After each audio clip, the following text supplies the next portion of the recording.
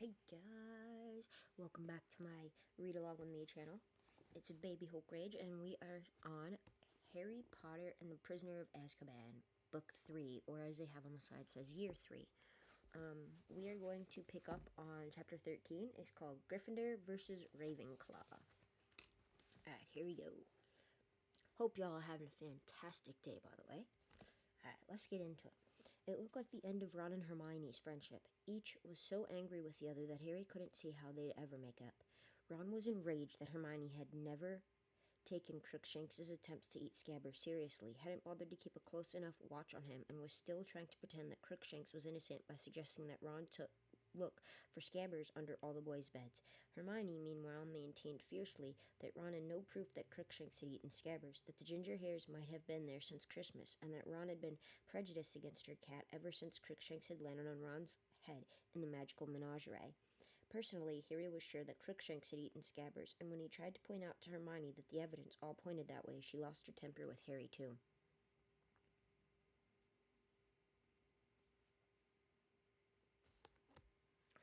Okay, side with Ron. I knew you would, she said shrilly. First the firebolt, now Scabbers. Everything's my fault, isn't it? Just leave me alone, Harry. I've got a lot of work to do. Ron had taken the loss of his rat very hard indeed. Come on, Ron. You were always saying how boring Scabbers was, said Fred bracingly, and he's been off color for ages. He was wasting away. It was probably better for him to snuff it quickly. One swallow. He probably didn't feel a thing. Fred, said Ginny indignantly. All he did was eat and sleep, Ron. You said it yourself, said George. He bit Goyle for us once, Ron said miserably. Remember, Harry? Yeah, that's true, said Harry. His finest hour, said Fred, unable to keep a straight face. Let the scar on Goyle's finger stand as a lasting tribute to his memory. Oh, come on, Ron. Get yourself down to Hogsmeade and buy a new rat. What's the point of moaning? In a last-ditch attempt to cheer Ron up, Harry persuaded him to come along to the Gryffindor team's final practice before the Ravenclaw match so that he could have a ride on the firebolt after they'd finished. This did seem to take Ron's mind off Scabbers for a moment. Great, can I try and shoot a few goals on it? So they set off for the Quidditch field together. Madam Hooch, who was still overseeing Gryffindor practices to keep an eye on Harry, was just as impressed with the firebolt as everyone else had been. She took it in her hands before takeoff and gave them the benefit of her professional opinion. Look at the balance on it. If the Nimbus series has a fault, it's a slight list to the tail end. You often find they develop a drag after a few years. They've updated the handle too, a bit slimmer than the clean sweeps. Reminds me of the old silver arrows. A pity they've stopped making them. I learned to fly on one, and a very fine one. Fine old broom it was too.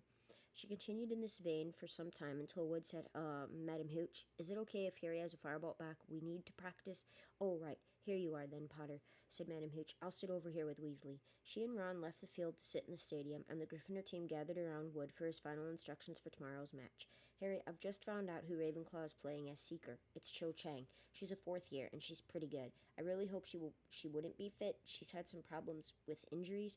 Wood scowled his displeasure that Cho Chang had made a full recovery, then said, on the other hand, she rides a Comet 260, which is going to look like a joke next to the firebolt. He gave Harry's broom a look of fervent admiration, then said, okay, everyone, let's go. And at long last, Harry mounted his firebolt and kicked off from the ground. It was better than he'd ever dreamed. The firebolt turned with the slightest touch. It seemed to obey his thoughts rather than his grip. It sped across the field at such speed that the stadium turned into a green and gray blur. Harry turned it so sharply that Alicia Spinnet screamed. Then he went into a perfectly controlled dive, brushing the grassy field with his toes before rising 30, 40, 50 feet into the air again. Harry, I'm letting the snitch out, Wood called. Harry turned and raced a bludger toward the goalposts. He outstripped it easily, saw the snitch dart from behind Wood, and within 10 seconds had caught it tightly in his hand. The team cheered madly. Harry let the snitch go again, gave it a minute's head start, then tore after it, weaving in and out of the others. He spotted it lurking near Katie Bell's knee, looped her easily, and caught it again. It was the best practice ever. The team, inspired by the presence of the firebolt in their midst, performed their best moves faultlessly, and by the time they hit ground again, Wood didn't have a single criticism to make, which, as George Weasley pointed out, was a first. I can't see what's going to stop us tomorrow, said Wood. Not unless... Harry, you've sorted out your Dementor problem, haven't you? Yes, said Harry, thinking of his feeble Patronus and wishing it were stronger. The Dementors won't turn up again. Oliver. Dumbledore'd go ballistic, said Fred confidently. Well, let's hope not, said Wood. Anyway, good work, everyone. Let's get back to the tower. Turn in early. I'm staying out for a bit. Ron wants to go on the firebolt, Harry told Wood, and while the rest of the team headed off to the locker rooms, Harry strode over to Ron, who vaulted the barrier to the stands and came to meet him. Madam Hooch had fallen asleep in her seat. Here you go, said Harry, handing Ron the firebolt. Ron, an expression of ecstasy on his face, mounted the broom and zoomed off into the gathering darkness while Harry walked around the edge of the field watching him. Night had fallen before Madam Hooch awoke with a start, told Harry and Ron off for not waking her, and insisted that they go back to the castle. Harry shouldered the firebolt, and he and Ron walked out of the shadowy stadium, discussing the firebolt's superbly smooth action, its phenomenal acceleration, and its pinpoint turning. They were halfway toward the castle when Harry, glancing to his left, saw something that made his heart turn over, a pair of eyes gleaming out of the darkness. Harry stopped dead, his heart banging against his ribs. What's the matter? Said Ron. Harry pointed. Ron pulled out his wand and muttered, Lumos. A beam of light fell across the grass, hit the bottom of a tree, and illuminated its branches. There, crouching among the budding leaves, was Crookshanks. Get out of here, Ron roared, and he stooped down and seized a stone lying on the grass. But before he could do anything else, Crookshanks had vanished with one swish of his long ginger tail. See, Ron said furiously, chucking the stone down again. She's still letting him wander about wherever he wants, probably washing down Scabbers with a couple of birds now. Harry didn't say anything. He took a deep breath as relief seeped through him. He had been sure for a moment that those eyes had belonged to the Grim. They set off for the castle once more, slightly ashamed of his moment of panic. Harry didn't say anything to Ron, nor did he look left or right until they had reached the well-lit entrance hall. Harry went down to breakfast the next morning with the rest of the boys in his dormitory, all of whom seemed to think the firebolt deserved a sort of guard of honor. As Harry entered the great hall, heads turned in the direction of the firebolt, and there was a good deal of excited muttering. Harry saw with enormous satisfaction that the Slytherin team were all looking thunderstruck. Did you see his face? Said Ron gleefully, looking back at Malfoy. He can't believe it. This is brilliant. Wood, too, was basking in the reflected glory of the firebolt. Put it here, Harry, he said, laying the broom in the middle of the table and carefully turning it so that its name faced upward. People from the Ravenclaw and Hufflepuff tables were soon coming over to look. Cedric Diggory came over to congratulate Harry on having acquired such a superb replacement for his Nimbus, and Percy's Ravenclaw girlfriend, Penelope Clearwater, asked if she could actually hold the firebolt. Now, Penny, no sabotage, said Percy heartily as she examined the firebolt closely. Penelope and I have got a bet on, he told the team, 10 galleons on the outcome of the match. Penelope put the firebolt down again, thanked Harry, and went back to her table. Harry, make sure you win, said Percy in an urgent whisper. I haven't got 10 galleons. Yes, I'm coming, Penny, and he bustled off to join her in a piece of toast. Sure you can manage that broom, Potter, said a cold, drawling voice. Draco Malfoy had arrived for a closer look, Crabbe and Goyle right behind him. Yeah, I reckon so, said Harry casually. Got plenty of special features, hasn't it?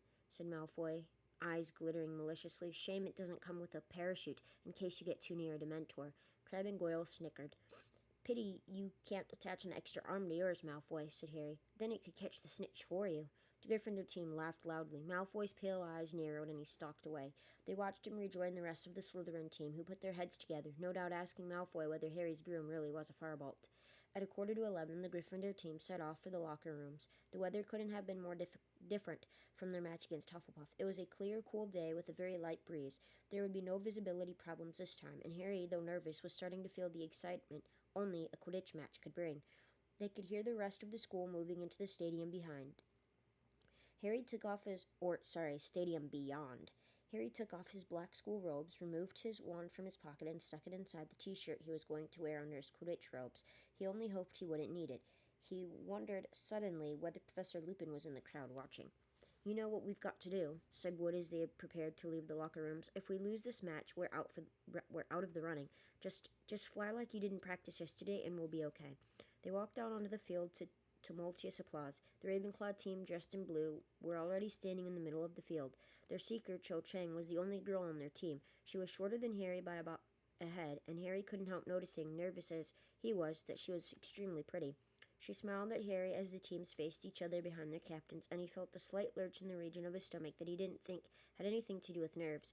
Wood, Davies, shake hands, Madam Hooch said briskly, and Wood shook hands with the Ravenclaw captain. Mount your brooms. On my whistle. 3, 2, 1. Harry kicked off into the air, and the firebolt zoomed higher and faster than any other broom. He soared around the stadium and began squinting around for the snitch, listening all the while to the commentary which was being provided by the Weasley twins' friend, Lee Jordan. They're off, and the big excitement this match is a firebolt that Harry Potter is flying for Gryffindor. According to Witch Broomstick, the firebolt's going to be the broom of choice for the national teams at this year's World Championship. Jordan, would you mind telling us what's going on in the match? Interrupted Professor McGonagall's voice. Right, you are, Professor. Just giving a bit of background information. The Firebolt, incidentally, has a built-in auto brake. And Jordan. Okay. Gryffindor in possession. Katie Bell of Gryffindor heading for goal. Harry streaked past Katie in the opposite direction, gazing around for a glint of gold, and noticing that Cho Chang was tailing him closely. She was undoubtedly a very good flyer. She kept cutting across him, forcing him to change direction. Show her your acceleration, Harry, Fred yelled as he whooshed past in pursuit of a bludger that was aiming for Alicia. Harry urged the firebolt forward as they rounded the Ravenclaw goalpost, and Cho fell behind.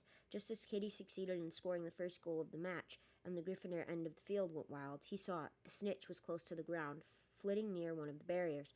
Harry dived. Cho saw what he was doing and tore after him. Harry was speeding up, excitement flooding him. Dives were his specialty. He was 10 feet away. Then a bludger, hit by one of the Ravenclaw beaters, came pelting out of nowhere. Harry veered off course, avoiding it by an inch, and in those few crucial seconds the snitch had vanished. There was a great awe of disappointment from the Gryffindor supporters, but much applause for their beater from the Ravenclaw end. George Weasley vented his feelings by hitting the second bludger directly at the offending beater, who was forced to roll right over in midair to avoid it. Gryffindor leads by 80 points to 0, and look at that firebolt go. Potter's really putting it through its paces now. See it turn. Chang's Comet is just no match for it. The firebolt's precision balance is really noticeable in these long. Jordan, are you being paid to advertise firebolts? Get on with the commentary. Ravenclaw was pulling back. They had now scored 3 goals, which put Gryffindor only 50 points ahead. If Cho got the snitch before him, Ravenclaw would win. Harry dropped lower, narrowly avoiding a Ravenclaw chaser, scanning the field frantically, a glint of gold, a fluttering of tiny wings. The snitch was circling the Gryffindor goalpost. Harry accelerated, eyes fixed on the speck of gold ahead, but just then Cho appeared out of thin air, blocking him. Harry, this is no time to be a gentleman. Wood roared as Harry swerved to avoid a collision. Knock her off her broom if you have to. Harry turned and caught sight of Cho. She was grinning. The snitch had vanished again. Harry turned his firebolt upward and was soon 20 feet above the game. Out of the corner of his eye he saw Cho following him. She'd decided to mark him rather than search for the snitch herself. All right, then. If she wanted to tail him, she'd have to take the consequences. He dived again, and Cho, thinking he'd seen the snitch, tried to follow. Harry pulled out of the dive very sharply. She hurtled downward. He rose fast as a bullet once more, and then saw it for the third time. The snitch was glittering way above the field at the Ravenclaw end. He accelerated. So many feet below did Cho. He was winning, gaining on the snitch with every second. Then, oh, screamed Cho, pointing. Distracted, Harry looked down. 3 Dementors. 3 tall, black-hooded Dementors were looking up at him. He didn't stop to think. Plunging a hand down the neck of his robes, he whipped out his wand and roared, Expecto Patronum. Something silvery white, something enormous, erupted from the end of his wand, and he knew it had shot directly at the Dementors, but didn't pause to watch. His mind still miraculously clear, he looked ahead. He was nearly there. He stretched out the hand still grasping his wand, and just managed to close his fingers over the small struggling snitch. Madam Hooch's whistle sounded. Harry turned around in midair and saw 6 scarlet blurs bearing down on him. Next moment, the whole team was hugging him so hard he was nearly pulled off his broom. Down below, he could hear the roars of the Gryffindors in the crowd. That's my boy, Wood kept yelling. Alicia, Angelina, and Katie had all kissed Harry. Fred had him in a grip so tight, Harry felt as though his head would come off. In complete disarray, the team managed to make its way back to the ground. Harry got off his broom and looked up to see a gaggle of Gryffindor supporters sprinting onto the field, Ron in the lead. Before he knew it, he had been engulfed by the cheering crowd. Yes, Ron yelled, yanking Harry's arm into the air. Yes, well done, Harry, said Percy, looking delighted. 10 galleons to me. Must find Penelope. Excuse me. Good for you, Harry, roared Seamus Finnegan. Ruddy brilliant, boomed Hagrid over the heads of the milling Gryffindors. That was quite some Patronus, said a voice in Harry's ear. Harry turned around to see Professor Lupin, who looked both shaken and pleased. The Dementors didn't affect me at all, Harry said excitedly. I didn't feel a thing. That would be because weren't Dementors, said Professor Lupin. Come and see. He led Harry out of the crowd until they were able to see the edge of the field. You gave Mr. Malfoy quite a fright, said Lupin. Harry stared. Lying in a crumpled heap on the ground were Malfoy, Crabbe, Goyle, and Marcus Flint, the Slytherin team captain, all struggling to remove themselves from long, black hooded robes. It looked as though Malfoy had been standing on Goyle's shoulders, standing over them with an expression of the utmost fury on her face, was Professor McGonagall. "An unworthy trick," she was shouting. "A low and cowardly attempt to sabotage the Gryffindor Seeker. Detention for all of you, and 50 points from Slytherin. I shall be speaking to Professor Dumbledore about this. Make no mistake. Ah, here he comes now." If anything could have set the seal on Gryffindor's victory, it was this. It was this. Ron, who had fought his way through to Harry's side, doubled up with laughter as they watched Malfoy fighting to extricate himself from the robe, Goyle's head still stuck inside it. "Come on, Harry," said George, fighting his way over. "Party, Gryffindor common room, now."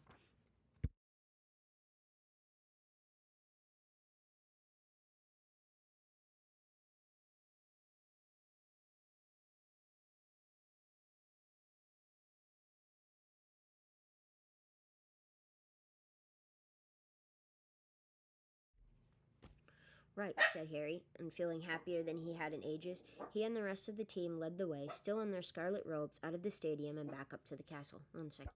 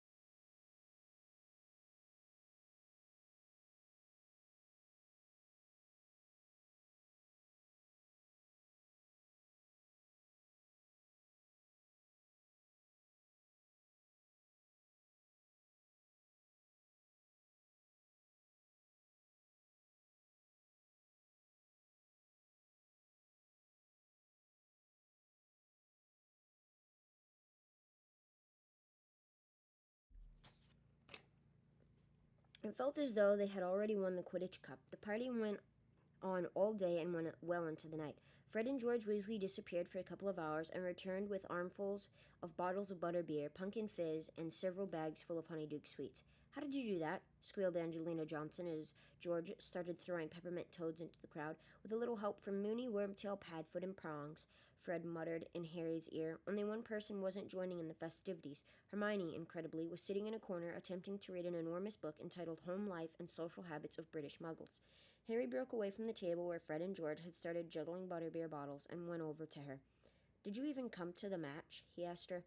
"Of course I did," said Hermione in a strangely high-pitched voice, not looking up, "and I'm very glad we won, and I think you did really well, but I need to read this by Monday."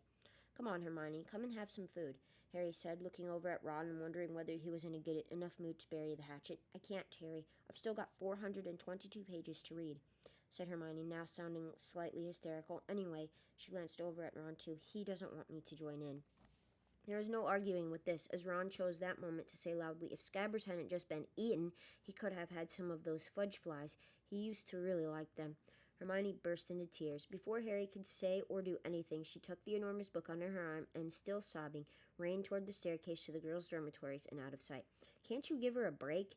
Harry asked Ron quietly. "No," said Ron flatly, "if she just acted like she was sorry, but she'll never admit she's wrong. Hermione, she's still acting like Scabbers has gone on a vacation or something."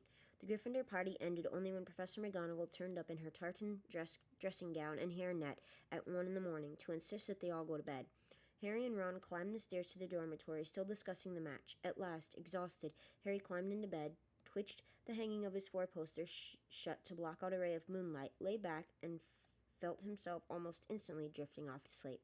He had a very strange dream. He was walking through a forest, his firebolt over his shoulder, following something silvery white. It was winding its way through the trees ahead, and he could only catch glimpses of it between the leaves. Anxious to catch up with it, he sped up, but as he moved faster, so did his quarry. Harry broke into a run, and ahead he heard hooves gathering speed. Now he was running flat out, and ahead he could hear galloping. Then he turned a corner into a clearing, and "Arr, no!" Harry woke as suddenly as though he'd been hit in the face. Disoriented in the total darkness, he fumbled with his hangings, and he could hear movements around him, and see Miss Finnegan's voice from the other side of the room. "What's going on?"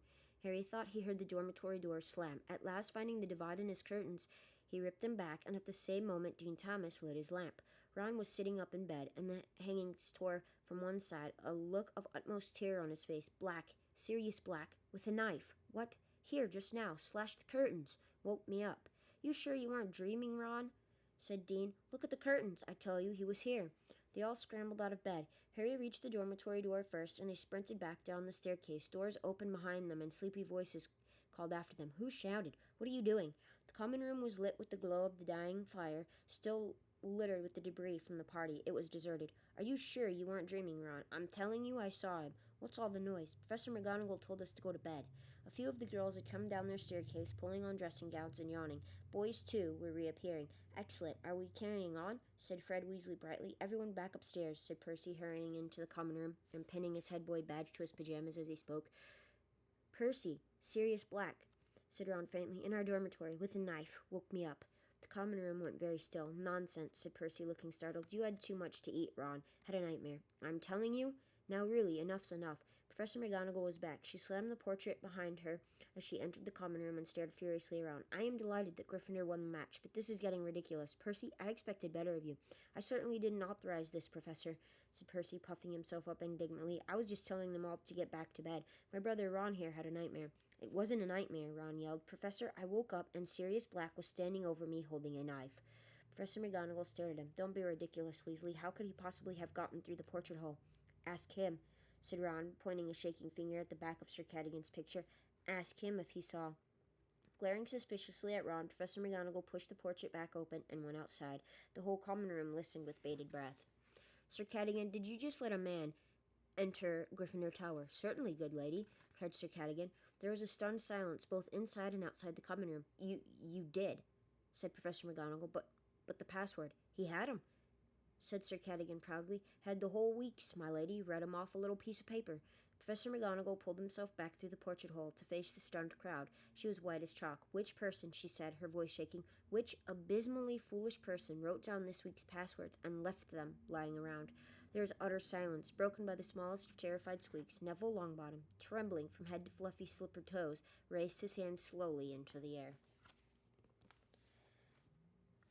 Well, I mean, we all know Neville Longbottom forgets everything. So, with that being said, he clearly had already previously mentioned he wrote down the passwords and lost them.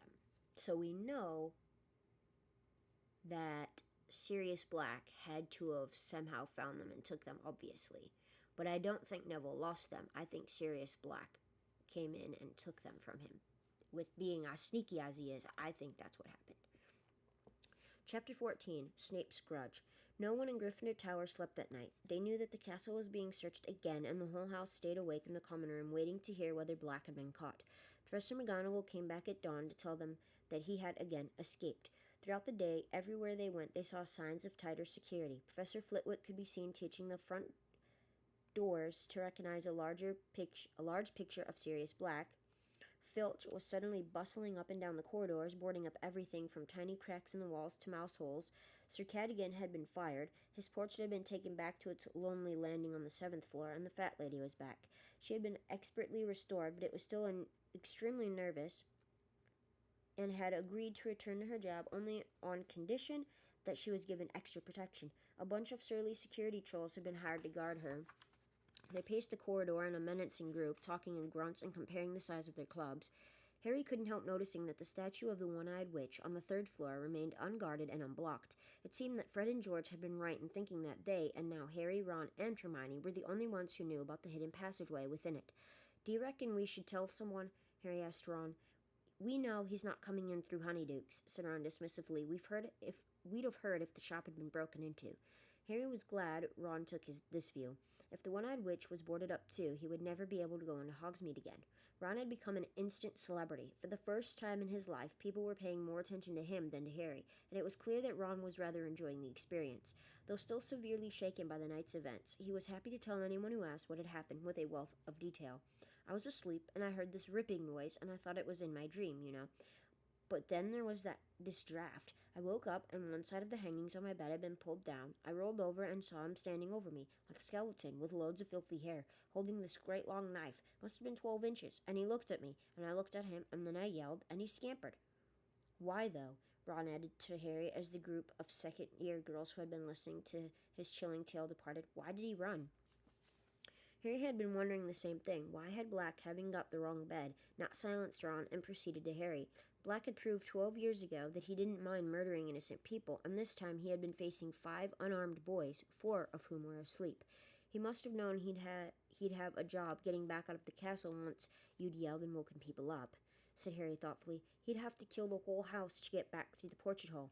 Then he would have met the teachers. Neville was in total disgrace. Professor McGonagall was so furious with him she had banned him from all future Hogsmeade visits, given him a detention, and forbidden anyone to give him the password into the tower. Poor Neville was forced to wait outside the common room every night for somebody to let him in, while the security trolls leered unpleasantly at him. None of these punishments, however, came close to matching the one his grandmother had in store for him. 2 days after Black's break-in, she sent Neville the very worst thing a Hogwarts student could receive over breakfast, a howler. The school hours swooped into the great hall carrying the mail as usual, and Neville choked as a huge barn owl landed in front of him, a scarlet envelope clutched in its beak. Harry and Ron, who were sitting opposite him, recognized the letter as a howler at once. Ron had got one from his mother the year before. "Run for it, Neville," Ron advised. Neville didn't need telling twice. He seized the envelope and, holding it before him like a bomb, sprinted out of the hall, while the Slytherin table exploded with laughter at the sight of him. They heard the howler go off in the entrance hall, Neville's grandmother's voice, magically magnified to 100 times its usual volume, shrieking about how he had brought shame on the whole family. Harry was too busy feeling sorry for Neville to notice immediately that he had a letter too.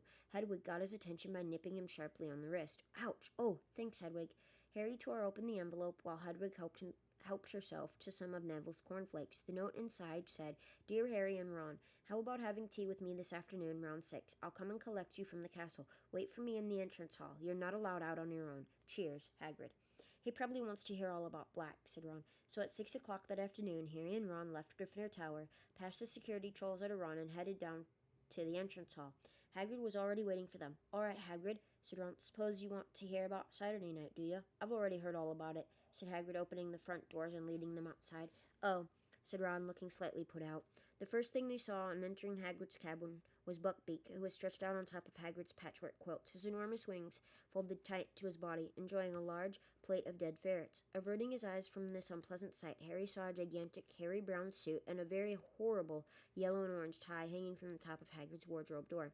"What are they for, Hagrid?" said Harry. "Buckbeak's case against the Committee for the Disposal of Dangerous Creatures," said Hagrid. "This Friday. Him and me will be going down to London together. I've booked 2 beds on the night bus." Harry felt a nasty pang of guilt. He had completely forgotten that Buckbeak's trial was so near, and judging by the uneasy look on Ron's face, he had too.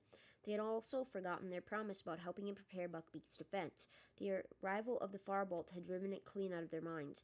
Hagrid poured them tea and offered them a plate of bath bombs, but they knew better than to accept. They had had too much experience with Hagrid's cooking. "I got something to discuss with you two," said Hagrid, sitting himself between them and looking uncharacteristically serious. "What?" said Hagrid. "Hermione," said Hagrid. "What about her?" said Ron. "She's in a right state, that's what. She's been coming down to visit me a lot since Christmas. Been feeling lonely. First you were talking to her because of the Firebolt. Now you're not talking to her because her cat ate Scabbers," said Ron, interjected angrily. "Because her cat acted like all cats do," Hagrid continued doggedly. "She's cried a fair few times, you know, going through a rough time at the moment, bitten off more'n she can chew, if you ask me, all the work she's trying to do. Still found time to help me with Buckbeak's case, mind. She's found some really good stuff for me. Reckon he'll stand a good chance now. Hagrid, we should have helped as well. Sorry," Harry began awkwardly. "I'm not blaming you," said Hagrid, waving Harry's apology aside. "God knows you've had enough to be getting on with. I've seen you practicing Quidditch every hour on the day and night. But I gotta tell you, I thought you two'd value your friend more'n broomsticks or rats. That's all." Harry and Ron exchanged uncomfortable looks. "Really upset she was when Black nearly stabbed you, Ron. She got her heart in the right place, Hermione has, and you two not talking to her. If she'd just get rid of that cat, I'd speak to her again," Ron said angrily, "but she's still sticking up for it. It's a maniac, and she won't hear a word against it." "Ah, well, people can be a bit stupid about their pets," said Hagrid wisely. Behind him, Buckbeak spat a few ferret bones onto Hagrid's pillow. They spent the rest of their visit discussing Gryffindor's improved chances for the Quidditch Cup. At 9 o'clock, Hagrid walked them back up to the castle. A large group of people was bunched around the bulletin board when they returned to the common room. "Hogsmeade next weekend," said Ron, craning over the heads to read the new notice. "What do you reckon?" he added quietly to Harry as they went to sit down. Well, Filch hasn't done anything about the passage in Honeydukes, Harry said even more quietly. Harry, said a voice in his right ear. Harry started and looked around at Hermione, who was sitting at the table right behind them and clearing a space in the wall of books that had hidden her. Harry, if you go into Hogsmeade again, I'll tell Professor McGonagall about that map, said Hermione. Can you hear someone talking, Harry?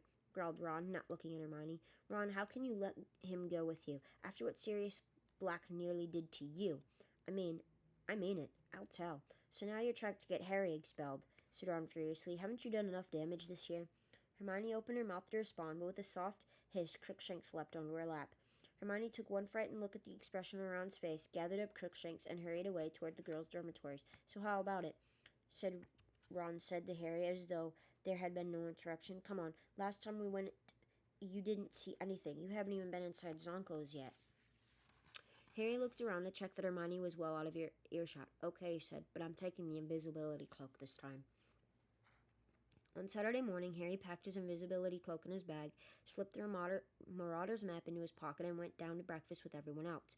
Hermione kept shooting suspicious looks down the table at him, but he avoided her eye and was careful to let her see him walking back up the marble staircase in the entrance hall as everybody else proceeded to the front doors. Bye, Harry called to Ron. See you when you get back. Ron grinned and winked. Harry hurried up the third floor, slipping the Marauder's map out of his pocket as he went. Crouching behind the one-eyed witch, he smoothed it over. A tiny dot was moving in his direction. Harry squinted at it. The minuscule writing next to it read, Neville Longbottom.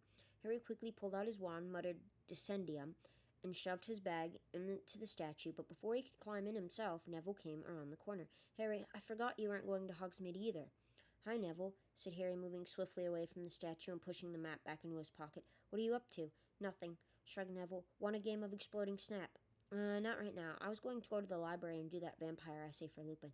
I'll come with you, said Neville brightly. I haven't done it either. Hang on. Yeah, I forgot. I finished it last night. Great, you can help me, said Neville, his round face anxious. I don't understand that thing about the garlic at all. Do they have to eat it, or... He broke off with a small gasp, looking over Harry's shoulder. It was Snape. Neville took a quick step behind Harry. And what are you two doing here? Said Snape, coming to a halt and looking from one to the other. An odd place to meet. To Harry's immense disquiet, Snape's black eyes flicked to the doorways on either side of them and then to the one-eyed witch. We're not meeting here, said Harry. We just met here. Indeed, said Snape. You have a habit of turning up in the unexpected places, Potter, and you are very rarely there for no good reason. I suggest the pair of you return to Gryffindor Tower where you belong. Harry and Neville set off without another word. As they turned the corner, Harry looked back. Snape was running one of his hands over the one-eyed witch's head, examining it closely. Harry managed to shake Neville off at the fat lady by telling him the password, then pretending he'd left his vampire essay in the library and doubling back. Once out of sight of the security trolls, he pulled out the map again and held it close to his nose. The third-floor corridor seemed to be deserted. Harry scanned the map carefully and saw, with a leap of relief, that the tiny dot labeled Severus Snape was now back in its office. He sprinted back to the one-eyed witch, opened her hump, heaved himself inside, and slid down to meet his bag at the bottom of the stone chute. He wiped the Marauder's map blank again, then set off at a run. Harry, completely hidden beneath the invisibility cloak, emerged into the sunlight outside Honeydukes and prodded Ron in the back. It's me, he muttered. What kept you? Ron hissed. Snape was hanging around. They set off up the high street. Where are you? Ron kept muttering out of the corner of his mouth. Are you still there? This feels weird. They went to the post office. Ron pretended to be checking the price of an owl to bill in Egypt so that Harry could have a good look around. The owls sat hooting softly down at him. At least 300 of them, from great grays right down to tiny little Scopes owls, local deliveries only, which were so small they could have sat in the palm of Harry's hand. Then they visited Zonko's, which was so packed with students Harry had to exercise great care not to tread on anyone and cause a panic. There were jokes and tricks to fulfill even Fred's and George's wildest dreams. Harry gave Ron whispered orders and passed him some gold from under the cloak. They left Zonko's with their money bags considerably lighter than they had been on entering, but their pockets bulging with dung bombs, hiccup sweets, frog spawn soap, and a nose-biting teacup apiece. The day was fine and breezy, and neither of them felt like staying indoors, so they walked past the 3 broomsticks and climbed a slope to visit the Shrieking Shack, the most haunted dwelling in Britain. It stood a little way above the rest of the village, and even in daylight was slightly creepy with its boarded windows and dank overgrown garden. Even the Hogwarts ghosts avoid it, said Ron as they leaned on the fence looking up at it. I asked nearly Headless Nick, he says. He's heard a very rough crowd lives here. No one can get in. Fred and George tried, obviously, but all the entrances are sealed shut. Harry, feeling hot from their climb, was just considering taking off the cloak for a few minutes when they heard voices nearby. Someone was climbing toward the house from the other side of the hill. Moments later, Malfoy had appeared, followed closely by Crabbe and Goyle. Malfoy was speaking. Should have an owl from Father any time now. He had to go to the hearing to tell them about my arm, about how I couldn't use it for 3 months. Crabbe and Goyle snickered. I really wish I could hear that great hairy moron trying to defend himself. There's no arm in him, honest. The hippogriff's as good as dead. Malfoy suddenly caught sight of Ron. His pale face split in a malevolent grin. What are you doing, Weasley? Malfoy looked up at the crumbling house behind Ron. Suppose you'd love to live here, wouldn't you, Weasley? Dreaming about having your own bedroom. I heard your family all sleep in one room. Is that true? Harry seized the back of Ron's robes to stop him from leaping on Malfoy. Leave him to me, he hissed in Ron's ear. The opportunity was too perfect to miss. Harry crept slightly around behind Malfoy, Crabbe, and Goyle, bent down, and scooped a large handful of mud out of the path. We were just discussing your friend Hagrid, Malfoy said to Ron, just trying to imagine what he's saying to the Committee for the Disposal of Dangerous Creatures. Do you think he'll cry when they cut off his hippogriffs? Splat! Malfoy's head jerked forward as the mud hit him. His silver blonde hair was suddenly dripping in muck. What the... Ron had to hold onto the fence to keep himself standing. He was laughing so hard. Malfoy, Crabbe, and Goyle spun stupidly on the spot, staring wildly around, Malfoy trying to wipe his hair clean. What was that? Who did that? Very haunted up here, isn't it? Said Ron with the air of one commenting on the weather. Crabbe and Goyle were looking scared. Their bulging muscles were no use against ghosts. Malfoy was staring madly around at the deserted landscape. Harry sneaked along the path where a particularly sloppy puddle yielded some foul-smelling green sludge. Splatter. Crabbe and Goyle caught some this time. Goyle hopped furiously on the spot, trying to rub it out of his small, dull eyes. It came from over there, said Malfoy, wiping his face and staring at a spot some 6 feet to the left of Harry. Crabbe blundered forward, his long arms outstretched like a zombie. Harry dodged around him, picked up a stick, and lobbed it at Crabbe's back. Harry doubled up with silent laughter as Crabbe did a kind of pirouette in midair, trying to see who had thrown it. As Ron was the only person Crabbe could see, it was Ron he started toward, but Harry stuck out his leg. Crabbe stumbled, and his huge, flat foot caught the hem of Harry's cloak. Harry felt a great tug, then the cloak slid off his face. For a split second, Malfoy stared at him. "Ah!" he yelled, pointed at Harry's head. Then he turned tail and ran, at breakneck speed, back down the hill, Crabbe and Goyle behind him. Harry tugged the cloak up again, but the damage was done. Harry, Ron said, stumbling forward and staring hopelessly at the point where Harry had disappeared. You'd better run for it. If Malfoy tells anyone, you better get back to the castle quick. See you later, said Harry, and without another word he tore back down the path toward Hogsmeade. Would Malfoy believe what he had seen? Would anyone believe Malfoy? Nobody knew about the invisibility cloak. Nobody except Dumbledore. Harry's stomach turned over. Dumbledore would know exactly what had happened if Malfoy said anything. Back in the Honeydukes, back down the cellar steps, across the stone floor, through the trapdoor, Harry pulled off the cloak, tucked it under his arm, and ran flat out along the passage. Malfoy would get back first. How long would it take him to find a teacher? Panting a sharp pain in his side, Harry didn't slow down until he reached the stone slide. He would have to leave the cloak where it was. It was too much of a giveaway in case Malfoy had tipped off a teacher. He hid it in a shadowy corner, then started to climb, fast as he could, his sweaty hands slipping on the sides of the chute. He reached the inside of the witch's hump, tapped it with his wand, stuck his head through, and hoisted himself out. The hump closed, and just as Harry jumped out from behind the statue, he heard quick footsteps approaching. It was Snape. He approached Harry at a swift walk, his black robes swishing, then stopped in front of him. So, he said. There was a look of suppressed triumph about him. Harry tried to look innocent, all too aware of his sweaty face and his muddy hands, which he quickly hid in his pockets. Come with me, Potter, said Snape. Harry followed him downstairs, trying to wipe his hands clean on the inside of his robes without Snape noticing. They walked down the stairs to the dungeons and then into Snape's office. Harry had been in here only once before, and he had been in a very serious trouble then, too. Snape had acquired a few more slimy, horrible things in jars since last time, all standing on shelves behind his desk, glinting in the firelight and adding to the threatening atmosphere. Sit, said Snape.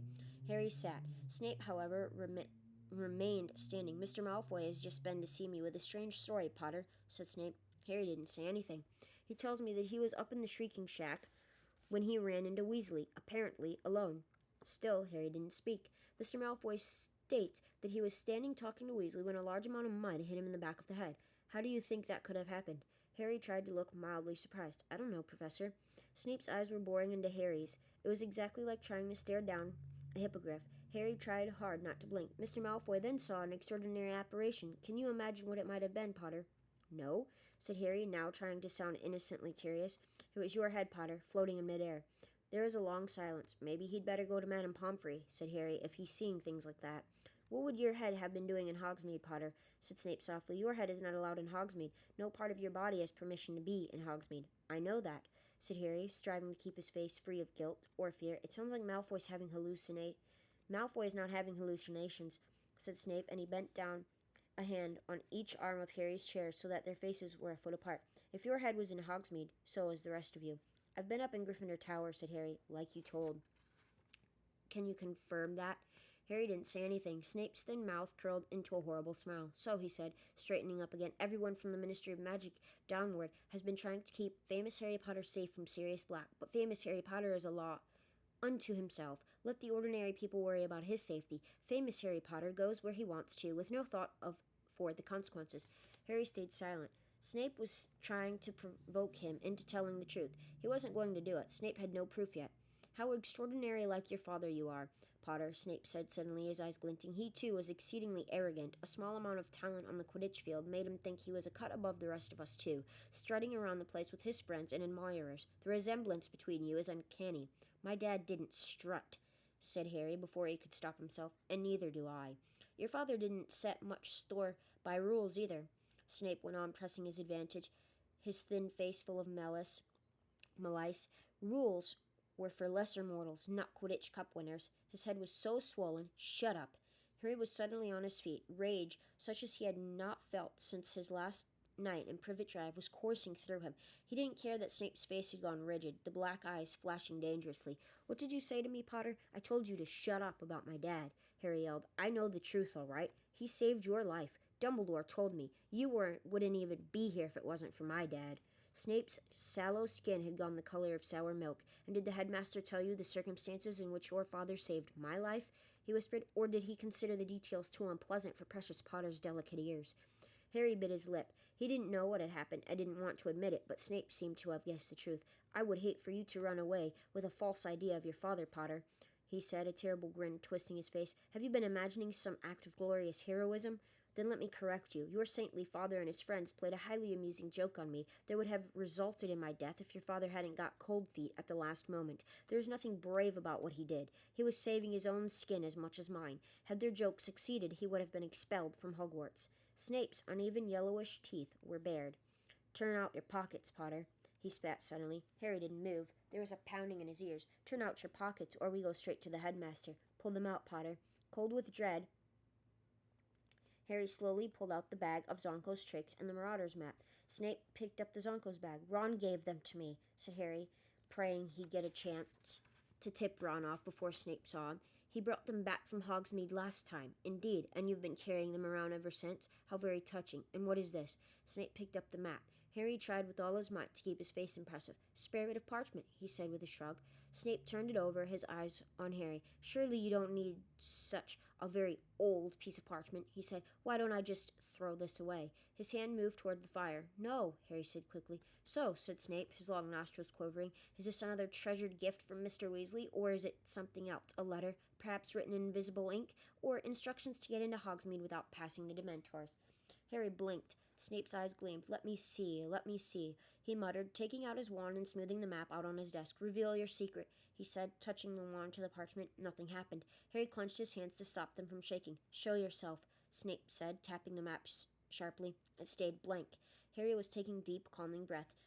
Professor Severus Snape, master of this school, commands you to yield the information you conceal, Snape said, hitting the map with his wand, as though an invisible hand were writing upon it. Words appeared on the smooth surface of the map. Mr. Mooney presents his compliments to Professor Snape and begs him to keep his abnormally large nose out of other people's business. Snape froze. Harry stared dumbstruck at the message, but the map didn't stop there. More writing was appearing beneath the first. Mr. Prongs agrees with Mr. Mooney and would like to add that Professor Snape is an ugly git. It would an ugly git, oh god. It would have been very funny if the situation hadn't been so serious, and there was more. Mr. Padfoot would like to register his astonishment that an idiot like that ever became a professor. Harry closed his eyes in horror. When he'd opened them, the map had had its last word. Mr. Wormtail bids Professor Snape good day and advises him to wash his hair, the slime ball. Harry waited for the blow to fall. So, said Snape softly, we'll see about this. He strode across to his fire, seized a fistful of glittering powder from a jar on the fireplace, and threw it into the flames. Lupin, Snape called into the fire, I want a word. Utterly bewildered, Harry stared at the fire. A large shape had appeared in it, revolving very fast. Seconds later, Professor Lupin was clambering out of the fireplace, brushing ash off his shabby robes. You called, Severus? Said Lupin mildly. I certainly did, said Snape, his face contorted with fury as he strode back to his desk. I have just asked Potter to empty his pockets. He was carrying this. Snape pointed at the parchment on which the words of Messrs. Moony, Wormtail, Padfoot, and Prongs were still shining. An odd, closed expression appeared on Lupin's face. Well, said Snape. Lupin continued to stare at the map. Harry had the impression that Lupin was doing some very quick thinking. Well, said Snape again, this parchment is plainly full of dark magic. This is supposed to be your area of expertise, Lupin. Where do you imagine Potter got such a thing? Lupin looked up and down, by the merest half-glance in Harry's direction, warned him not to interrupt. Full of dark magic, he repeated mildly. Do you really think so, Severus? It looks to me as though it is merely a piece of parchment that insults anybody who reads it. Childish, but surely not dangerous. I imagine Harry got it from a joke shop. Indeed, said Snape. His jaw had gone rigid with anger. You think a joke shop could supply him with such a thing? You don't think it more likely that he got it directly from the manufacturers? Harry didn't understand what Snape was talking about, nor apparently did Lupin. You mean by Mr. Wormtail or one of these people? He said. Harry, do you know any of these men? No, said Harry quickly. You see, Severus, said Lupin, turning back to Snape, it looks like a Zonko product to me. Right on cue, Ron came bursting into the office. He was completely out of breath and stopped just short of Snape's desk, clutching the stitch in his chest and trying to speak. I gave Harry that stuff. He choked. Bought it in Zonko's ages ago. Well, said Lupin, clapping his hands together and looking around cheerfully, that seems to clear that up, Severus. I'll take this back, shall I? He folded the map and tucked it inside his robes. Harry, Ron, come with me. I need a word about my vampire essay. Excuse us, Severus. Harry didn't dare look at Snape as they left his office. He, Ron, and Lupin walked all the way back into the entrance hall before speaking. Then Harry turned to Lupin. Professor, I don't want to hear explanations, said Lupin shortly. He glanced around the empty entrance hall and lowered his voice. I happen to know that this map was confiscated by Mr. Filch many years ago. Yes, I know it's a map, he said as Harry and Ron looked amazed. I don't want to know how it fell into your possession. I am, however, astounded that you didn't hand it in, particularly after what happened the last time a student left information about the castle lying around, and I can't let you have it back, Harry. Harry had expected that and was too keen for explanations to protest. Why did Snape think I'd got it from the manufacturers? Because, Lupin hesitated. Because these map makers would have wanted to lure you out of school. They'd think it extremely entertaining. Do you know them? Said Harry, impressed. We've met, he said shortly. He was looking at Harry more seriously than ever before. Don't expect me to cover up for you again, Harry. I cannot make you take Sirius Black seriously, but I would have thought that it would have been heard when the Dementors draw near you, you would have had more of an effect on you. Your parents gave their lives to keep you alive, Harry, a poor way to repay them, gambling their sacrifice for a bag of magic tricks. He walked away, leaving Harry feeling worse by far than he had at any point in Snape's office. Slowly, he and Ron mounted the marble staircase. As Harry passed the one-eyed witch, he remembered the invisibility cloak. It was still down there, but he didn't dare go and get it. It's my fault, said Ron abruptly. I persuaded you to go. Lupin's right. It was stupid. We shouldn't have done it. He broke off. They reached the corridor where the security trolls were pacing, and Hermione was walking toward them. One look at her face convinced Harry that she had heard what had happened. His heart plummeted. Had she told Professor McGonagall? Come to have a good gloat, said Ron savagely, as she stopped in front of them. Or have you just been to tell on us? No, said Hermione. She was holding a letter in her hands, and her lip was trembling. I just thought you ought to know. Hagrid lost his case. Buckbeak is going to be executed. Chapter 15. The Quidditch Final. He sent me this, Hermione said, holding out the letter. Harry took it. The parchment was damp, and enormous teardrops had smudged the ink so badly in places that it was very difficult to read. Dear Hermione, we lost. I'm allowed to bring him back to Hogwarts. Execution date to be fixed. Beaky has enjoyed London. I won't forget all the help you gave us, Hagrid. They can't do this, said Harry. They can't. Buckbeak isn't dangerous. Malfoy's dads frightened the committee into it, said Hermione, wiping her eyes. You know what he's like. They're a bunch of doddery old fools, and they were scared. There'll be an appeal, though. There always is. Only I can't see any hope. Nothing will have changed. Yeah, it will, said Ron fiercely. You won't have to do all the work alone this time, Hermione. I'll help. Oh, Ron. Harry flung her arms around Ron's neck and broke down completely. Ron, looking quite terrified, patted her very awkwardly on the top of the head. Finally, Hermione drew away. Ron, I'm really, really sorry about Scabbers, she sobbed. Oh, well, he was old, said Ron, looking thoroughly relieved that she had let go of him. And he was a bit useless. You never know. Mom and Dad might get me an owl now. The safety measures imposed on the students since Black's second break-in made it impossible for Harry, Ron, and Hermione to go and visit Hagrid in the evenings. Their only chance of talking to him was during Care of Magical Creatures lessons. He seemed numb with shock at the verdict. It's all my fault. Got all tongue-tied. They was all sitting there in black robes, and I kept dropping me notes and forgetting all of them dates. You looked up for me, Hermione, and then Lucius Malfoy stood up and said his bit, and the committee just did exactly what he told them. There's still the appeal, said Ron fiercely. Don't give up yet. We're working on it. They were walking back to the castle with the rest of the class ahead, and they could see Malfoy, who was walking with Crabbe and Goyle, and kept looking back, laughing derisively. It's no good, Ron, said Hagrid sadly as they reached the castle steps. That committee's in Lucius Malfoy's pocket. I'm just going to make sure the rest of Mickey's time is the happiest he's ever had. I owe him that. Hagrid turned around and hurried back toward his cabin, his face buried in his handkerchief. Look at him blubber. Malfoy, Crabbe, and Goyle had been standing just inside the castle doors listening. Have you ever seen anything quite as pathetic? Said Malfoy. And he's supposed to be our teacher. Harry and Ron both made furious moves toward Malfoy, but Hermione got there first. Smack! She had slapped Malfoy across the face with all the strength she could muster. Malfoy staggered.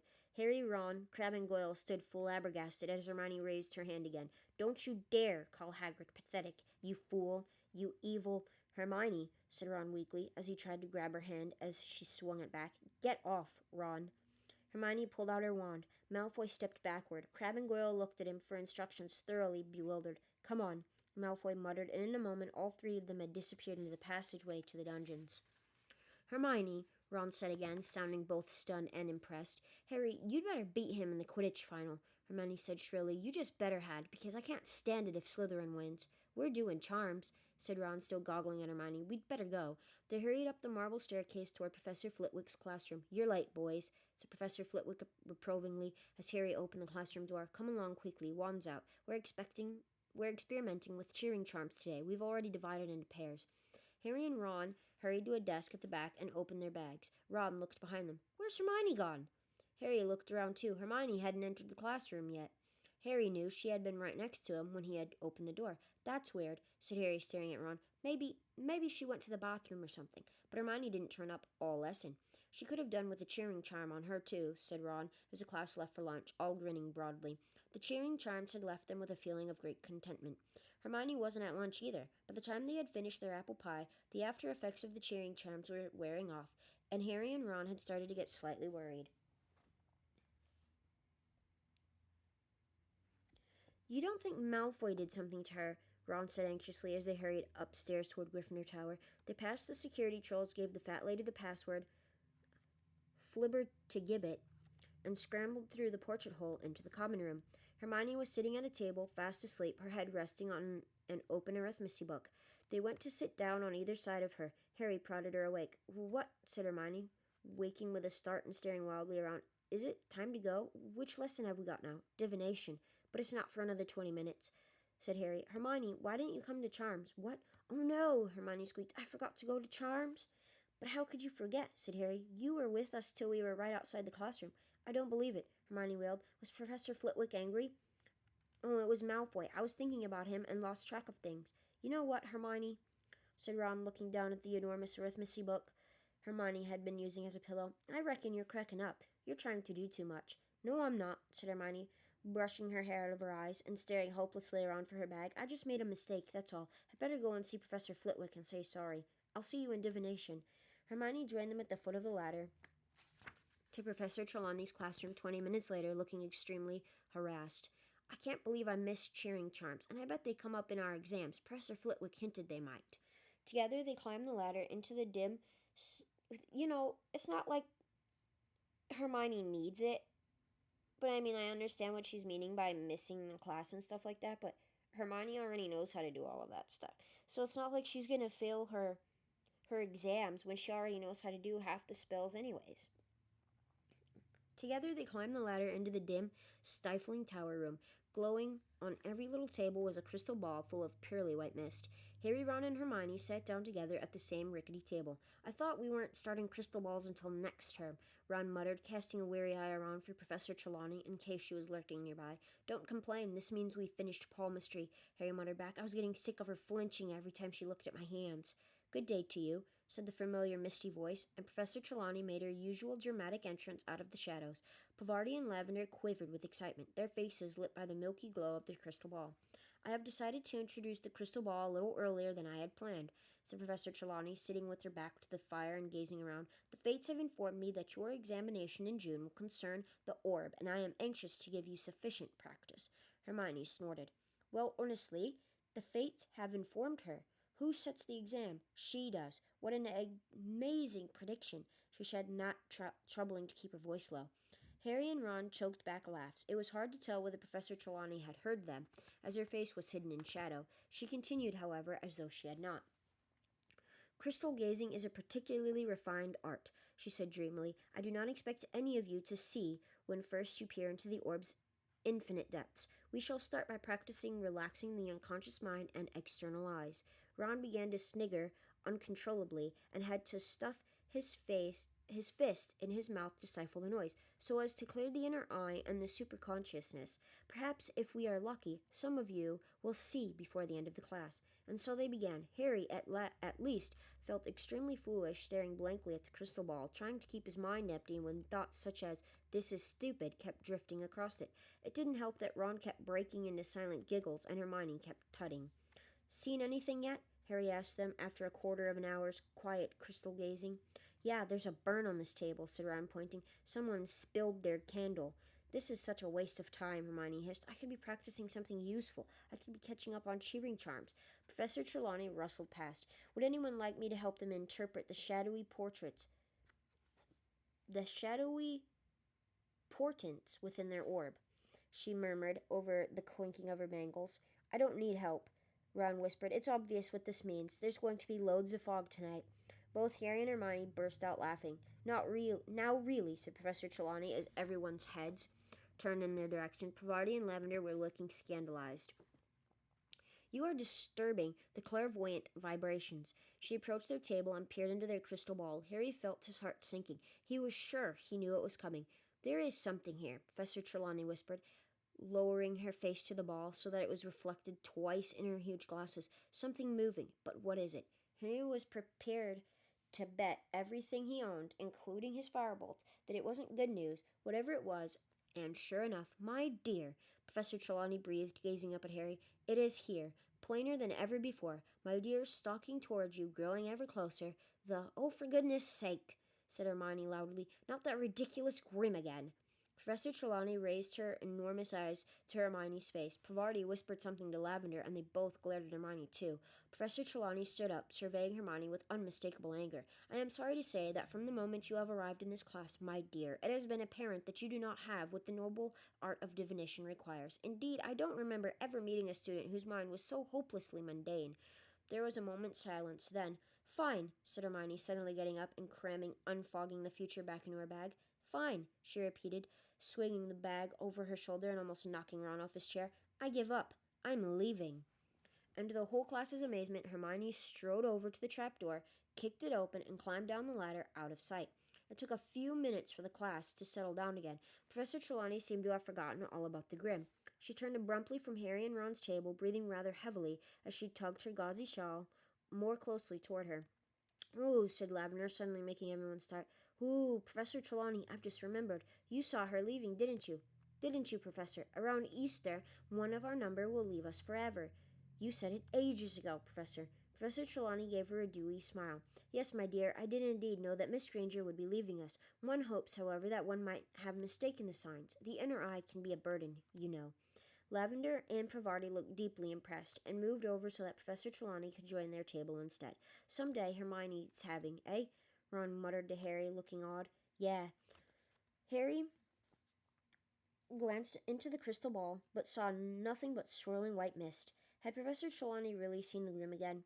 Would he? The last thing he needed was another near-fatal accident, with the Quidditch final drawing ever nearer. The Easter holidays were not exactly relaxing. The third years had never had so much homework. Neville Longbottom seemed close to a nervous collapse, and he wasn't the only one. "Call this a holiday?" Seamus Finnegan roared at the common room one afternoon. "The exams are ages away. What are they playing at?" But nobody had as much to do as Hermione. Even without divination, she was taking more subjects than anybody else. She was usually last to leave the common room at night, first to arrive at the library the next morning. She had shadows like Lupin's under her eyes and seemed constantly close to tears. Ron had taken over responsibility for Buckbeak's appeal. When he wasn't doing his own work, he was poring over enormously thick volumes with names like the Handbook of Hippogriff Psychology and Foul, a study of hippogriff brutality. He was so absorbed he even forgot to be horrible to Crookshanks. Harry, meanwhile, had to fit in his homework around Quidditch practice every day, not to mention endless discussions of tactics with Wood. The Gryffindor-Slytherin match would take place on the first Saturday after the Easter holidays. Slytherin was leading the tournament by exactly 200 points. This meant, as Wood constantly reminded his team, that they needed to win the cup. They needed to win the match by more than that to amount to win the cup. It also meant that the burden of winning fell largely on Harry, because capturing the snitch was worth 150 points. So you must catch it only if we're more than 50 points up.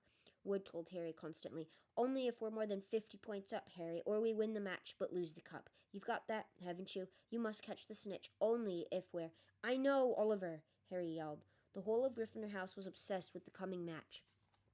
Gryffindor hadn't won the Quidditch Cup since the legendary Charlie Weasley, Ron's second oldest brother, had been Seeker, but Harry doubted whether any of them, even Wood, wanted to win as much as he did. The enmity between Harry and Malfoy was at its highest point ever. Malfoy was still smarting about the mud-throwing incident in Hogsmeade, and was even more furious that Harry had somehow wormed his way out of punishment. Harry hadn't forgotten Malfoy's attempt to sabotage him in the match against Ravenclaw, but it was the matter of Buckbeak that made him most determined to beat Malfoy in front of the entire school.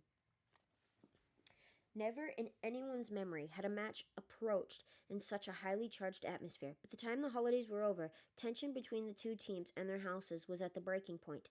A number of small scuffles broke out in the corridors, culminating in a nasty incident in which a Gryffindor 4th year and a Slytherin 6th year ended up in the hospital wing with leaks sprouting out of their ears. Harry was having a particularly bad time of it. He couldn't walk to class without Slytherins sticking out their legs and trying to trip him up. Crabbe and Goyle kept popping up wherever he went, and slouching away, looking disappointed when they saw him surrounded by people. Wood had given instructions that Harry should be accompanied everywhere he went in case the Slytherins tried to put him out of action. The whole of Gryffindor House took up the challenge enthusiastically, so that it was impossible for Harry to get to classes on time because he was surrounded by a vast chattering crowd. Harry was more concerned for his firebolt's safety than his own. When he wasn't flying it, he locked it securely in his trunk and frequently dashed back up to Gryffindor Tower at break time to check that it was still there. All usual pursuits were abandoned in the Gryffindor common room the night before the match. Even Hermione had put down her books. "I can't work. I can't concentrate," she said nervously. There was a great deal of noise. Fred and George Weasley were dealing with the pressure of being louder and more exuberant than ever. Oliver Wood was crouched over a model of a Quidditch field in a corner, prodding little figures across it with his wand and muttering to himself. Angelina, Alicia, and Katie were laughing at Fred's and George's jokes. Harry was sitting with Ron and Hermione, removed from the center of things, trying not to think about the next day, because every time he did, he had the horrible sensation that something very large was fighting to get out of his stomach. "You're going to be fine," Hermione told him, though she looked positively terrified. "You've got a firebolt," said Ron. "Yeah," said Harry, his stomach writhing. It came as a relief when Wood suddenly stood up and yelled, "Team bed!" Harry slept badly. First he dreamed that he had overslept and that Wood was yelling, "Where were you? We had to use Neville instead." Then he dreamed that Malfoy and the rest of the Slytherin team arrived for the match riding dragons. He was flying at breakneck speed, trying to avoid a spurt of flames from Malfoy's steed's mouth. When he realized he had forgotten his firebolt, he fell through the air and woke with a start. He was a few seconds before Harry remembered that the match hadn't taken place yet, that he was safe in bed, and that the Slytherin team definitely wouldn't be allowed to play on dragons. He was feeling very thirsty. Quietly as he could, he got out of his four-poster and went to pour himself some water from the silver jug beneath the window. The grounds were still and quiet. No breath of wind disturbed the treetops in the forbidden forest. The whomping willow was motionless and innocent-looking. It looked as though the conditions for the match would be perfect. Harry set down his goblet and was about to turn back to his bed when something caught his eye. An animal of some kind was prowling across the silvery lawn. Harry dashed to his bedside table, snatched up his glasses, and put them on, then hurried back to the window. It couldn't be the Grim, not now, not right before the match. He peered out at the grounds again and, after a moment's frantic searching, spotted it.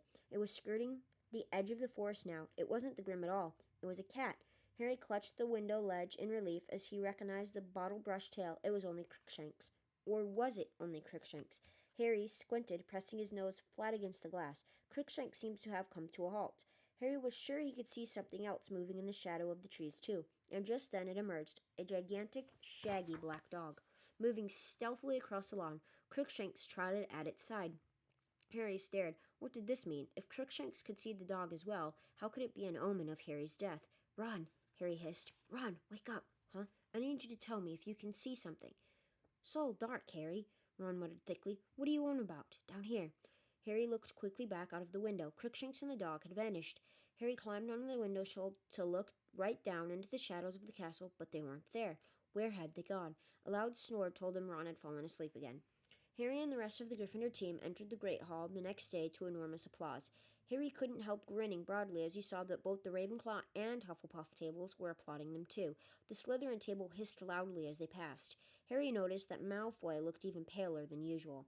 Wood spent the whole of breakfast urging his team to eat while touching nothing himself. Then he hurried them off to the field before anyone else had finished so they could get an idea of the conditions. As they left the Great Hall, everyone applauded again.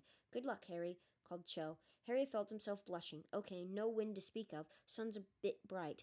That could impair your vision. Watch out for it. Ground's fairly hard. Good. That'll give us a fast kickoff. Wood paced the field, staring around with the team behind him. Finally, they saw the front doors of the castle open in the distance and the rest of the school spilling onto the lawn. Locker rooms, said Wood tersely. None of them spoke as they changed into their scarlet robes. Harry wondered if they were feeling like he was, as though he'd eaten something extremely wiggly for breakfast. In what seemed like no time at all, Wood was saying, Okay, it's time, let's go. They walked out onto the field to a tidal wave of noise. 3/4 of the crowd was wearing scarlet rosettes, waving scarlet flags with the Gryffindor lion upon them, or brandishing banners with slogans like Go Gryffindor and Lions for the Cup. Behind the Slytherin goalposts, however, 200 people were wearing green. The silver serpent of Slytherin glittered on their flags, and Professor Snape sat in the very front row, wearing green like everyone else, and a very grim smile. And here are the Gryffindors, yelled Lee Jordan, who was acting as commentator as usual. Potter, Bell, Johnson, Spinnet, Weasley, and Wood. Widely acknowledged as the best team Hogwarts has seen in a good few years. Lee's comments were drowned by a tide of boos from the Slytherin end. And here comes the Slytherin team, led by Captain Flint. He's made some changes in the lineup and seems to be going for size rather than skill. More boos from the Slytherin crowd. Harry, however, thought Lee had a point. Malfoy was easily the smallest person on the Slytherin team. The rest of them were enormous. Captains, shake hands, said Madam Hooch. Flint and Wood approached each other and grasped each other's hand very tightly. It looked as though each was trying to break the other's fingers. Mount your brooms, said Madam Hooch. 3, 2, 1. The sound of her whistle was lost in the roar from the crowd as 14 brooms rose into the air.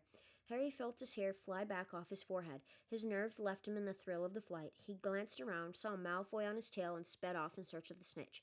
And it's Gryffindor in possession. Alicia Spinnet of Gryffindor with the quaffle, heading straight for the Slytherin goalpost. Looking good. Alicia, no. Quaffle intercepted by Warrington. Warrington of Slytherin tearing up the field. Wham! Nice bludger work there by George Weasley. Warrington drops the quaffle. It's caught by Johnson. Gryffindor back in possession. Come on, Angelina. Nice swerve around Montague. Duck, Angelina, that's a bludger. She scores 10-0 to Gryffindor. Angelina punched the air as she soared around the end of the field. The sea of scarlet below was screaming its delight. Ouch! Angelina was nearly thrown from her broom as Marcus Flint went smashing into her. Sorry, said Flint as the crowd below booed. Sorry, didn't see her. A moment later, Fred Weasley chucked his beater's club at the back of Flint's head. Flint's nose smashed into the handle of his broom and began to bleed. That will do, shrieked Madam Hooch, zooming between them. Penalty shot to Gryffindor for an unprovoked attack on their chaser. Penalty shot to Slytherin for deliberate damage to their chaser. Come off it, miss, howled Fred, but Madam Hooch blew her whistle and Alicia flew forward to take the penalty. Come on, Alicia, yelled Lee into the silence that had descended on the crowd. Yes, she's beaten the keeper, 20-0 to Gryffindor. Harry turned the firebolt sharply to watch Flint, still bleeding freely, fly forward to take the Slytherin penalty. Wood was hovering in front of the Gryffindor goalpost, his jaw clenched.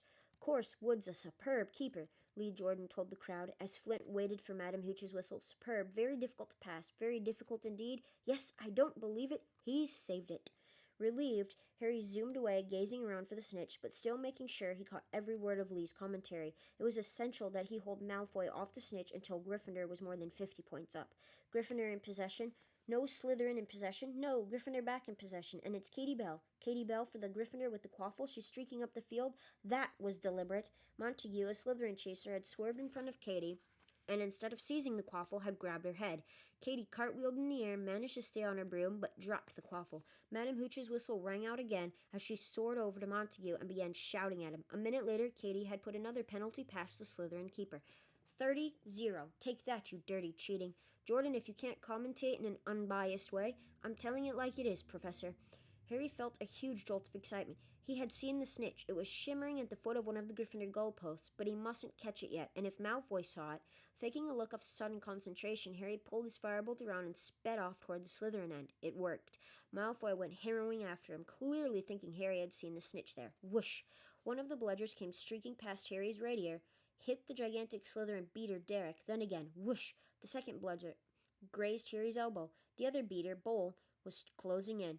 Harry had a fleeting glimpse of Bull and Derek zooming toward him, clubs raised. He turned the firebolt upward at the last second, and Bull and Derek collided with a sickening crunch. "Ha-ha!" yelled Lee Jordan as the Slytherin beaters lurched away from each other, clutching their heads. "Too bad, boys. You'll need to get up earlier than that to beat a firebolt." And it's Gryffindor in possession again as Johnson takes the quaffle. Flint alongside her. "Poke him in the eye, Angelina." "It was a joke, Professor. It was a joke." "Oh no." Flint in possession. Flint flying toward the Gryffindor goalpost. "Come on, now, Wood, save." But Flint had scored. There was an eruption of cheers from the Slytherin end, and Lee swore so badly that Professor McGonagall tried to tug the magical megaphone away from him. "Sorry, Professor, sorry. Won't happen again." So Gryffindor in the lead, 30 points to 10, and Gryffindor in possession. It was turning into the dirtiest game Harry had ever played in. Enraged that Gryffindor had taken such an early lead, the Slytherins were rapidly resorting to any means to take the quaffle. Bull hit Alicia with his club and tried to say he'd thought she was a bludger. George Weasley elbowed Bull in the face in retaliation. Madam Hooch awarded both teams penalties, and Wood pulled off another spectacular save, making the score 40-10 to Gryffindor. The snitch had disappeared again. Malfoy was still keeping close to Harry as he soared over the match, looking around for it. Once Gryffindor was 50 points ahead. Katie scored 50-10. Fred and George Weasley were swooping around her, clubs raised in case any of the Slytherins were thinking of revenge. Bull and Derek took advantage of Fred and George's absence to aim both bludgers at Wood. They caught him in the stomach, one after the other, and he rolled over in the air, clutching his broom, completely winded. Madam Hooch was beside herself. "You do not attack the keeper unless the quaffle is within the scoring area," she shrieked at Bull and Derek. "Gryffindor, penalty." And Angelina scored 60-10. Moments later, Fred Weasley pelted a bludger at Warrington, knocking the quaffle out of his hands. Alicia seized it and put it through the Slytherin goal, 70-10. The Gryffindor crowd below was screaming itself hoarse. Gryffindor was 60 points in the lead, and if Harry caught the snitch now, the cup was theirs. Harry could almost feel hundreds of eyes following him as he soared around the field, high above the rest of the game, with Malfoy speeding along behind him. And then he saw the snitch was sparkling 20 feet above him. Harry put a huge burst of speed. The wind was roaring in his ears. He stretched out his hand, but suddenly the firebolt was slowing down. Horrified, he looked around. Malfoy had thrown himself forward, grabbing hold of the firebolt's tail, and was pulling it back. "You!" Harry was angry enough to hit Malfoy, but couldn't reach. Malfoy was panting with the effort of holding on to the firebolt, but his eyes were sparkling maliciously. He had achieved what he'd wanted to do. The snitch had disappeared again. Penalty. Penalty to Gryffindor. "I've never seen such tactics." Madam Hooch screeched, shooting up to where Malfoy was sliding back onto his Nimbus 2001. "You cheating scum!" Lee Jordan was howling into the megaphone, dancing out of Professor McGonagall's reach. "You filthy cheating..." But Professor McGonagall didn't even bother to tell him off. She was actually shaking her finger in Malfoy's direction. Her hat had fallen off, and she too was shouting furiously. Alicia took Gryffindor's penalty, but she was so angry she missed by several feet. The Gryffindor team was losing concentration, and the Slytherins, delighted by Malfoy's foul on Harry, were being spurred on to greater heights. Slytherin in possession, Slytherin heading for goal. Montague scores, Lee groaned, 70-20 to Gryffindor. Harry was now marking Malfoy so closely their knees kept hitting each other. Harry wasn't going to let Malfoy anywhere near the snitch. "Get out of it, Potter," Malfoy yelled in frustration as he tried to turn and found Harry blocking him. Angelina Johnson gets the quaffle for Gryffindor. Come on, Angelina, come on. Harry looked around. Every single Slytherin player, apart from Malfoy, was streaking up the pitch toward Angelina, including the Slytherin keeper. They were all going to block her. Harry wheeled the firebolt around, bent so low he was laying flat along the handle, and kicked it forward like a bullet. He shot toward the Slytherins. Ah! They scattered as the firebolt zoomed toward it. Angelina's way was clear. She scores! She scores! Gryffindor leads by 80 points to 20. Harry, who had almost pelted headlong into the stands, skidded to a halt in midair, reversed, and zoomed back into the middle of the field. And then he saw something to make his heart stand still. Malfoy was diving, a look of triumph on his face. There, a few feet above the grass below, was a tiny golden glimmer. Harry urged the firebolt downward, but Malfoy was miles ahead. Go, go, go! Harry urged his broom. He was gaining on Malfoy. Harry flattened himself to the broom handle as Bowles sent a bludger at him, but he was at Malfoy's ankles. He was level. Harry threw himself forward, took both hands off his broom. He knocked Malfoy's arm out of the way, and yes, he pulled out of his dive, his hand in the air, and the stadium exploded. Harry soared above the crowd, an odd ringing in his ears. The tiny golden ball was held tight in his fist, beating its wings hopelessly against his fingers. Then Wood was speeding toward him, half blinded by tears. He seized Harry hard around the neck and sobbed unrestrainedly into his shoulder. Harry felt two large thumps as Fred and George hit them. Then Angelina's, Alicia's, and Katie's voices. We've won the cup, we've won the cup. Tangled together in a many-armed hug, the Gryffindor team sank, yelling hoarsely back to earth. Wave upon wave of crimson supporters was pouring over the barriers onto the field. Hands were raining down on their backs. Harry had a confused impression of noise and bodies pressing in on him. Then he and the rest of the team were hoisted onto the shoulders of the crowd. Thrust into the light, he saw Hagrid, plastered with crimson rosettes. You beat him, Harry, you beat him. Wait till I tell Buckbeak. There was Percy, jumping up and down like a maniac, all dignity forgotten. Professor McGonagall was sobbing harder even than Wood, wiping her eyes with an enormous Gryffindor flag. And there, fighting their way toward Harry, were Ron and Hermione. Words failed them. They simply beamed as Harry was borne toward the stands where Dumbledore stood waiting with the enormous Quidditch cup. If only there had been a Dementor around. As a sobbing Wood passed Harry the cup, as he lifted it into the air, Harry felt he could have produced the world's best Patronus. Well, that just goes to show that the broomstick Harry has is by far superior to the one Malfoy has. By far. Okay, let's see. What do we got here? What's the next chapter? Chapter 16, Professor Trelawney's Prediction. Harry's euphoria at finally winning the Quidditch Cup lasted at least a week. Even the weather seemed to be celebrating. As June approached, the days became cloudless and sultry, and all anybody felt like doing was strolling onto the grounds and flopping down on the grass with several pints of iced pumpkin juice, perhaps playing a usual game of gobstones or watching the giant squid propel itself dreamily across the surface of the lake. But they couldn't. Exams were nearly upon them, and instead of lazing around outside, the students were forced to remain inside the castle, trying to bully their brains into concentrating while enticing wafts of summer air drifted in through the windows. Even Fred and George Weasley had been spotted working. They were about to take their OWLs, Ordinary Wizarding Levels. Percy was getting ready to take his NEWTs, or NEWTs, which is nastily exhausting wizarding tests, the highest qualification Hogwarts offered. As Percy hoped to enter the Ministry of Magic, he needed top grades. He was becoming increasingly edgy and gave very severe punishments to anybody who disturbed the quiet of the common room in the evenings. In fact, the only person who seemed more anxious than Percy was Hermione. Harry and Ron had given up asking her how she was managing to attend several classes at once, but they couldn't restrain themselves when they saw the exam schedule she had drawn up for herself. The first column read, Monday, 9 o'clock arithmetic, 9 o'clock transfiguration, lunch, 1 o'clock charms, 1 o'clock ancient runes. Hermione, Ron said cautiously, because she was liable to explode when interrupted these days. Are you sure you've copied down these times right? What? Snapped Hermione, picking up the exam schedule and examining. Yes, of course I have. Is there any point asking how you're going to sit for 2 exams at once? Said Harry. No, said Hermione shortly. Have either of you seen my copy of Numerology and Grammatica? Oh, yeah, I borrowed it for a bit of bedtime reading, said Ron, but very quietly. Hermione started shifting heaps of parchment around on her table, looking for the book. Just then, there was a rustle at the window, and Hedwig fluttered through it, a note clutched tight in her beak. It's from Hagrid. said Harry, ripping the note open. "Buckbeak's appeal. It's set for the 6th. That's the day we finish our exams," said Hermione, still looking everywhere for her arithmancy book. "And they're coming up here to do it," said Harry, still reading from the letter. "Someone from the Ministry of Magic and an executioner." Hermione looked up, startled. "They're bringing the executioner to the appeal? But that sounds as though they've already decided." "Yeah, it does," said Harry slowly. "They can't," Ron howled. "I've spent ages reading up on stuff for him. They can't just ignore it all." But Harry had a horrible feeling that the Committee for the Disposal of Dangerous Creatures had its mind made up for it by Mr. Malfoy. Draco, who had been noticeably subdued since Gryffindor's triumph in the Quidditch final, seemed to regain some of his old swagger over the next few days.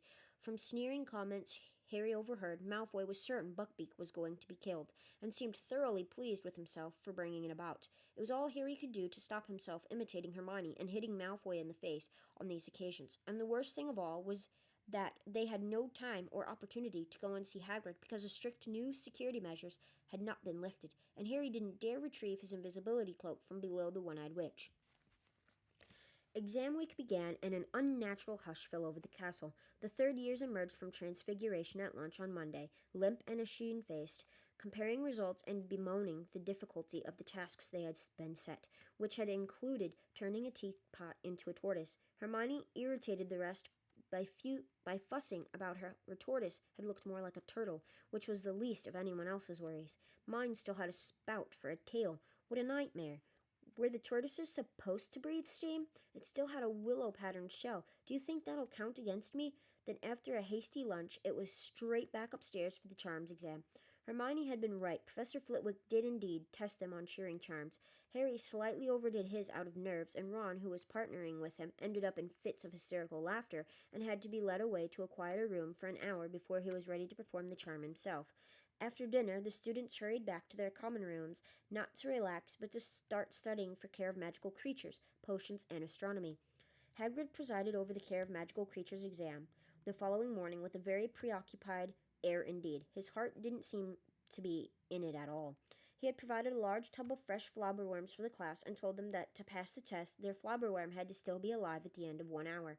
As flabberworms flourished best if left to their own devices, it was the easiest exam any of them had ever taken, and also gave Harry, Ron, and Hermione plenty of opportunity to speak to Hagrid. "Beaky's getting a bit depressed," Hagrid told them, bending low on the pretense of checking that Harry's flabberworm was still alive. "Been cooped up too long. But still, we'll know day after tomorrow, one way or the other." They had potions that afternoon, which was an unqualified disaster. Try as Harry might, he couldn't get his confusing concoction to thicken, and Snape, standing watch with an air of vindictive pleasure, scribbled something that looked suspiciously like a 0 onto his notes before moving away. Then came astronomy at midnight up on the tallest tower, history of magic on Wednesday morning, in which Harry scribbled everything Florine Fortescue had ever told him about medieval witch hunts, while wishing he could have had one of Fortescue's choco-nut sundaes with him in the stifling classroom. Wednesday afternoon meant herbology in the greenhouses under a baking hot sun, then back to the common room once more with sunburnt necks, thinking longingly of this time next day when it would be all over. Their second-to-last exam on Thursday morning was Defense Against the Dark Arts. Professor Lupin had compiled the most unusual exam any of them had ever taken, a sort of obstacle course outside in the sun, where they had to wade across a deep paddling pool containing a Grindylow, cross a series of potholes full of red caps, squish their way across a patch of marsh while ignoring misleading directions from a hinky punk, then climb into an old trunk and battle with a new Bogart. "Excellent, Harry," Lupin muttered as Harry climbed out of the trunk grinning. "Full marks." Flushed with his success, Harry hung around to watch Ron and Hermione. Ron did very well until he reached the hinky punk, which successfully confused him into sinking waist-high into the quagmire. Hermione did everything perfectly until she reached the trunk with the Bogart in it. After about a minute inside it, she burst out again, screaming. "Hermione," said Lupin, startled, "what's the matter?" "Professor McGonagall," Hermione gasped, pointing into the trunk. She said I'd failed everything." It took a little while to calm Hermione down. When at last she had regained a grip on herself, she, Harry, and Ron went back to the castle. Ron was still slightly inclined to laugh at Hermione's Bogart, but an argument was averted by the sight that met them on the top of the steps. Cornelius Fudge, sweating slightly in his pin-stripped cloak, was standing there staring out at the grounds. He started at the sight of Harry. "Hello there, Harry," he said. "Just had an exam, I expect." "Nearly finished." "Yes," said Harry. Hermione and Ron, not being on speaking terms with the Ministry of Magic, hovered awkwardly in the background. "Lovely day," said Fudge, casting an eye over the lake. "Pity, pity." He sighed deeply and looked down at Harry. "I'm here on an unpleasant mission, Harry. The Committee for the Disposal of Dangerous Creatures requires a witness to the execution of a mad hippogriff.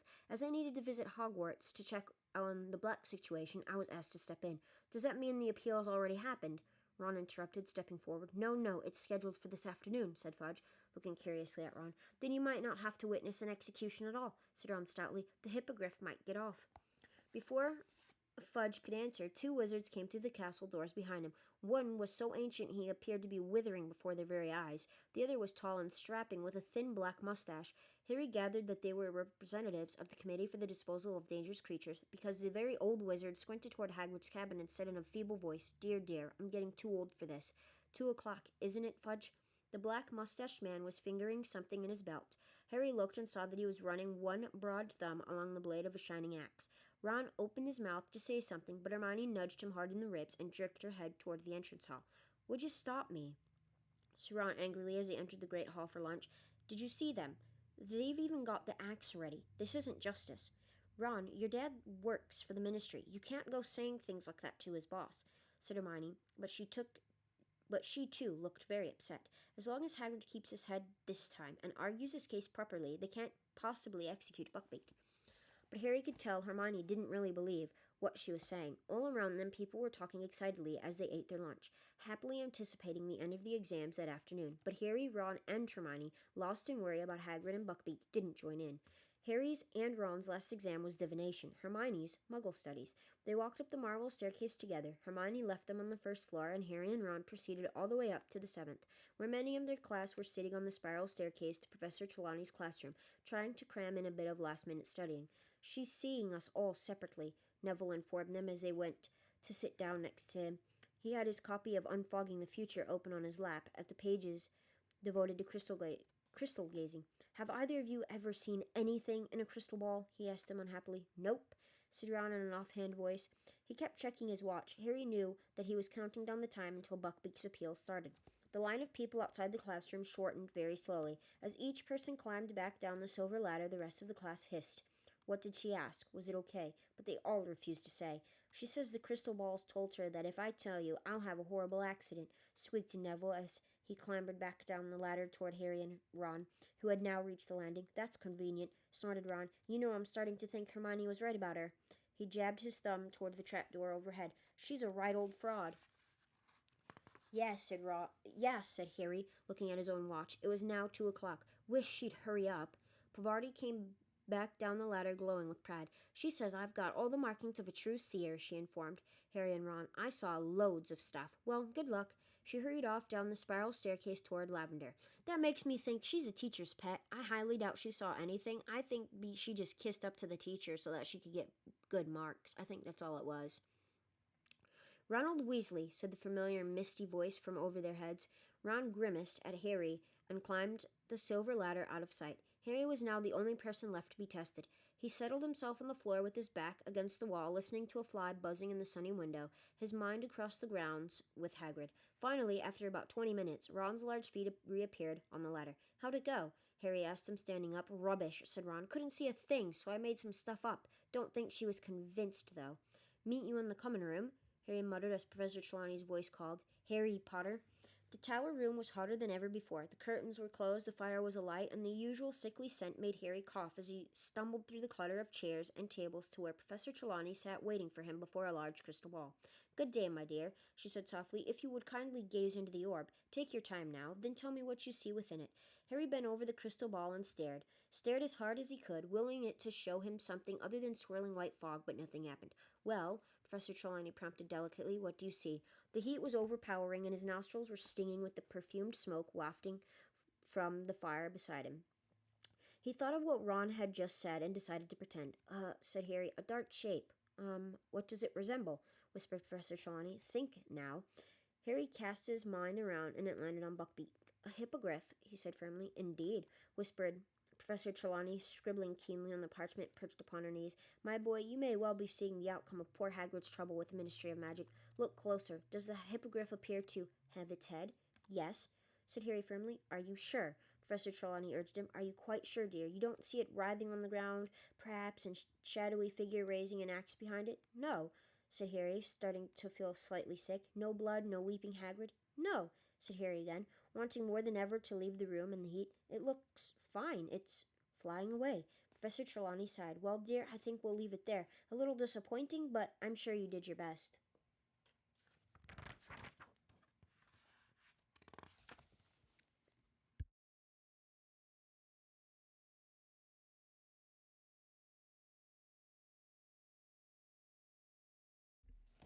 Relieved, Harry got up, picked up his bag, and turned to go, but then a loud, harsh voice spoke behind him. "It will happen tonight." Harry wheeled around. Professor Trelawney had gone rigid in her armchair. Her eyes were unfocused and her mouth sagging. "Sorry?" said Harry, but Professor Trelawney didn't seem to hear him. Her eyes started to roll. Harry sat there in a panic. She looked as though she was about to have some sort of seizure. He hesitated, thinking of running to the hospital wing, and then Professor Trelawney spoke again, in the harsh voice quite unlike her own. "The Dark Lord lies alone and friendless, abandoned by his followers. His servant has been chained these 12 years. Tonight, before midnight, the servant will break free and set out to rejoin his master. The Dark Lord will rise again with his servant's aid, greater and more terrible than ever he has. Tonight, before midnight, the servant will set out to rejoin his master." Professor Trelawney's head fell forward onto her chest. She made a grunting sort of noise. Harry sat there, staring at her. Then, quite suddenly, Professor Trelawney's head snapped up again. "I'm so sorry, dear boy," she said dreamily. "The heat of the day, I drifted off for a moment." Harry sat there, staring at her. "Is there anything wrong, my dear? You just told me that the Dark Lord's going to rise again, that his servant's going to go back to him." Professor Trelawney looked thoroughly startled. "The Dark Lord? He who must not be named? My dear boy, that's hardly something to joke about. Rise again, indeed. But you just said it. You said the Dark Lord." "I think you must have dozed off too, dear," said Professor Trelawney. "I would certainly not presume to predict anything quite as far-fetched as that." Harry climbed back down the ladder and the spiral staircase, wondering, had he just heard Professor Trelawney make a real prediction, or had that been her idea of an impressive end to the test?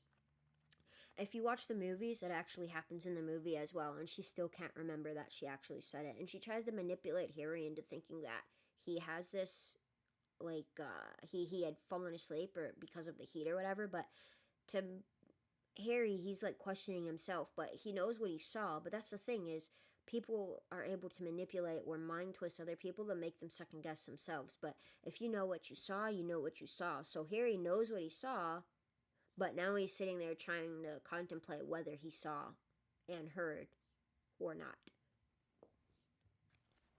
Which is, it's kind of crazy to think,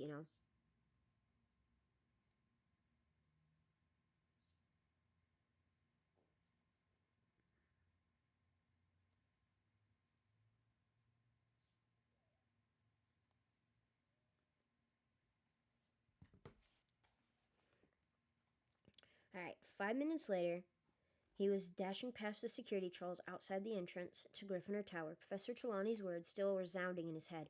People were striding past him in the opposite direction, laughing and joking, heading for the grounds and a bit of long-awaited freedom. By the time he had reached the portrait hole and entered the common room, it was almost deserted. Over in the corner, however, sat Ron and Hermione. "Professor Trelawney," Harry patted, "just told me." But he stopped abruptly at the sight of their faces. "Buckbeak lost," said Ron weakly. "Hagrid's just sent this." Hagrid's note was dry this time. No tears had splattered it, yet his hand seemed to have shaken so much as he wrote that it was hardly legible. "Lost appeal. They're going to execute at sunset. Nothing you can do. Don't come down. I don't want you to see it. Hagrid." "We've got to go," said Harry at once. "He can't just sit there on his own waiting for the executioner." "Sunset, though?" said Ron, who was staring out the window in a glazed sort of way. "We'd never be allowed. Especially you, Harry." Harry sank his head into his hands, thinking, if we only had the invisibility cloak. "Where is it?" said Hermione. Harry told her about leaving it in the passageway under the one-eyed witch. "If Snape sees me anywhere near there again, I'm in serious trouble," he whispered. "That's true," said Hermione, getting to her feet. "If he sees you, how do you open the witch's hump again?" You tap it and say Descendium," said Harry. But Hermione didn't wait for the rest of his sentence. She strode across the room, pushed open the fat lady's portrait, and vanished from sight. "She hasn't gone to get it?" Ron said, staring after her. She had. Hermione returned a quarter of an hour later with the silvery cloak folded carefully under her robes. Hermione, I don't know what's gotten into you lately, said Ron, astounded. First you hit Malfoy, then you walk out on Professor Trelawney. Hermione looked rather flattered. They went down to dinner with everybody else, but he did not return to Gryffindor Tower afterward. Harry had the cloak hidden down the front of his robes. He had to keep his hands folded to hide the lump. They skulked in an empty chamber off the entrance hall, listening until they were sure it was deserted. They heard a last pair of people hurrying across the hall and a door slamming. Hermione poked her head around the door. Okay, she whispered. No one there. Cloak on. Walking very slowly together so that nobody could see them, they crossed the hall on tiptoe beneath the cloak, then walked down the stone front steps into the grounds. The sun was already sinking behind the forbidden forest, gliding the top branches of the trees. They reached Hagrid's cabin and knocked. He was a minute in answering, and when he did, he looked all around for his visitor, pale-faced and trembling. It's us, Harry hissed. We're wearing the invisibility cloak. Let us in and we can take it off. You shouldn't have come, Hagrid whispered, but he stood back and they stepped inside.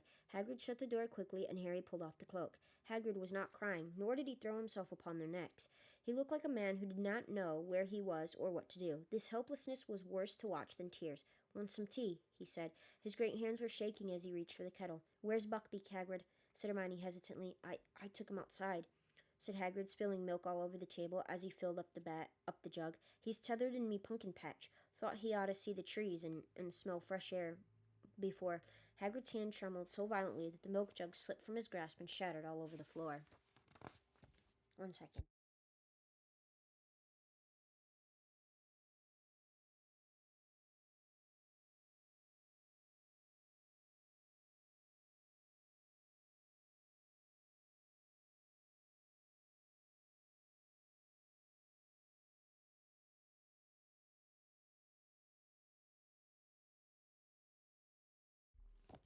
I'll do it, Hagrid, said Hermione quickly, hurrying over and starting to clean up the mess.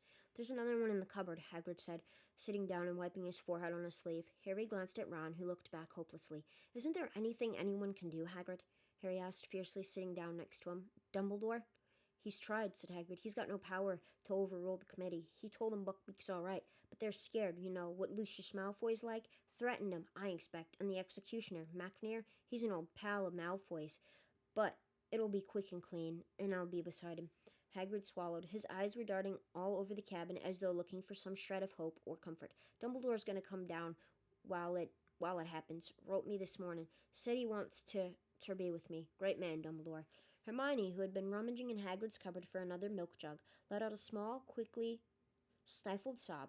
She straightened up with the new jug in her hands, fighting back tears. We'll stay with you too, Hagrid, she began, but Hagrid shook his shaggy head. You're to be back up to the castle. I told you, I don't want you watching. And you shouldn't be down here anyway. If Fudge and Dumbledore catch you out without permission, Harry, you'll be in big trouble. Silent tears were now streaming down Hermione's face, but she hid them from Hagrid, bustling around making tea. Then, as she picked up the milk bottle to pour some into the jug, she let out a shriek. Ron, I don't believe it. It's Scabbers. Ron gasped at her. What are you talking about? Hermione carried the milk jug over to the table and turned it upside down. With a frantic squeak and much scrambling to get back inside, Scabbers the rat came sliding out onto the table. Scabbers? Said Ron blankly. Scabbers, what are you doing here? He grabbed the struggling rat and held him up to the light. Scabbers looked dreadful. Garbage is here. He was thinner than ever. Large tufts of hair had fallen out, leaving wide bald patches, and he writhed in Ron's hands as though desperate to free himself. It's okay, Scabbers, said Ron. No cats. There's nothing here to hurt you. Hagrid suddenly stood up, his eyes fixed on the window. His normally ruddy face had gone the color of parchment. They're coming. Harry, Ron, and Hermione whipped around. A group of men was walking down the distant castle steps. In front was Albus Dumbledore, his silver beard gleaming in the dying sun. Next to him trotted Cornelius Fudge. Behind them came the feeble old committee member and the executioner, Macnair. Yeah, gotta go, said Hagrid. Every inch of him was trembling. They mustn't find you here. Go on. Go now. Ron stuffed Scabbers into his pocket, and Hermione picked up the cloak. I'll let you out the back way, said Hagrid. They followed him to the door into his back garden. Harry felt strangely unreal, and even more so when he saw Buckbeak a few yards away, tethered to a tree behind Hagrid's pumpkin patch.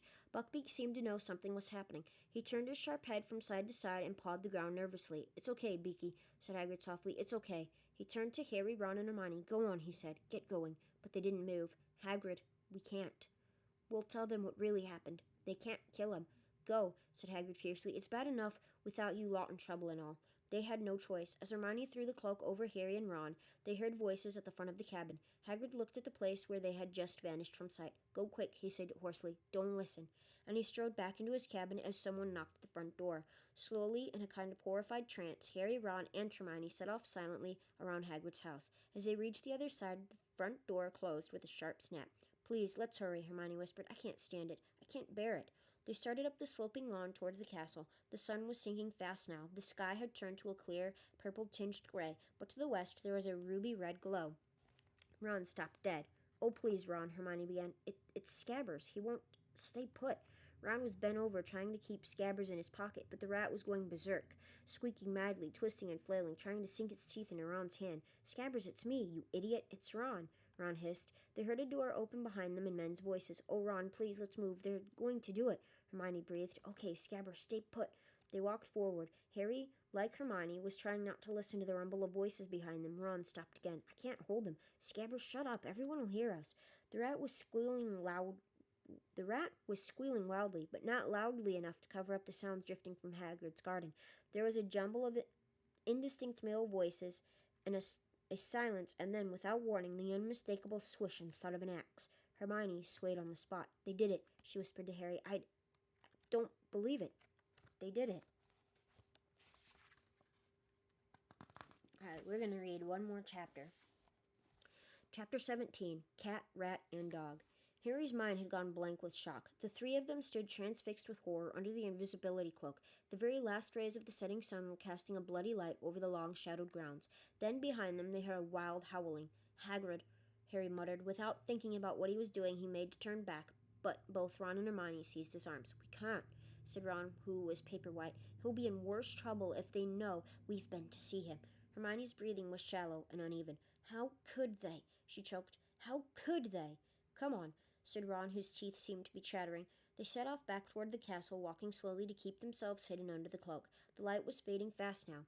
By the time they reached open ground, darkness was settling like a spell around them. "Scabbers, keep still," Ron hissed, clamping his hand over his chest. The rat was wiggling madly. Ron came to a sudden halt, trying to force Scabbers deeper into his pocket. "What's the matter with you, you stupid rat? Stay still. Ouch! He bit me."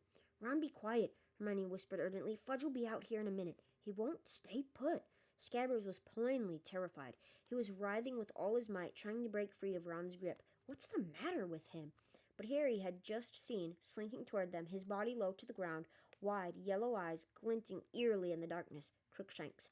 Whether he could see them or was following the sound of Scabbers' squeaks, Harry couldn't tell. "Crookshanks," Hermione moaned. "No, go away, Crookshanks, go away." But the cat was getting near. "Scabbers, no!"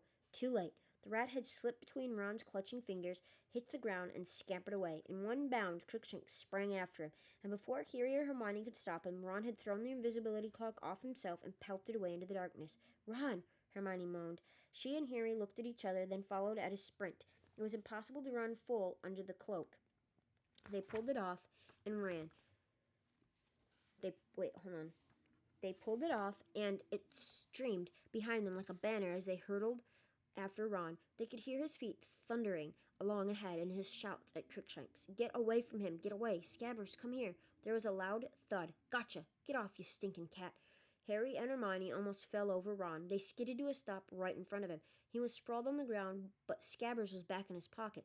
He had both hands held tight over the quivering lump. "Ron, come on, back under the cloak," Hermione panted. "Dumbledore, the minister, they'll be coming back out in a minute."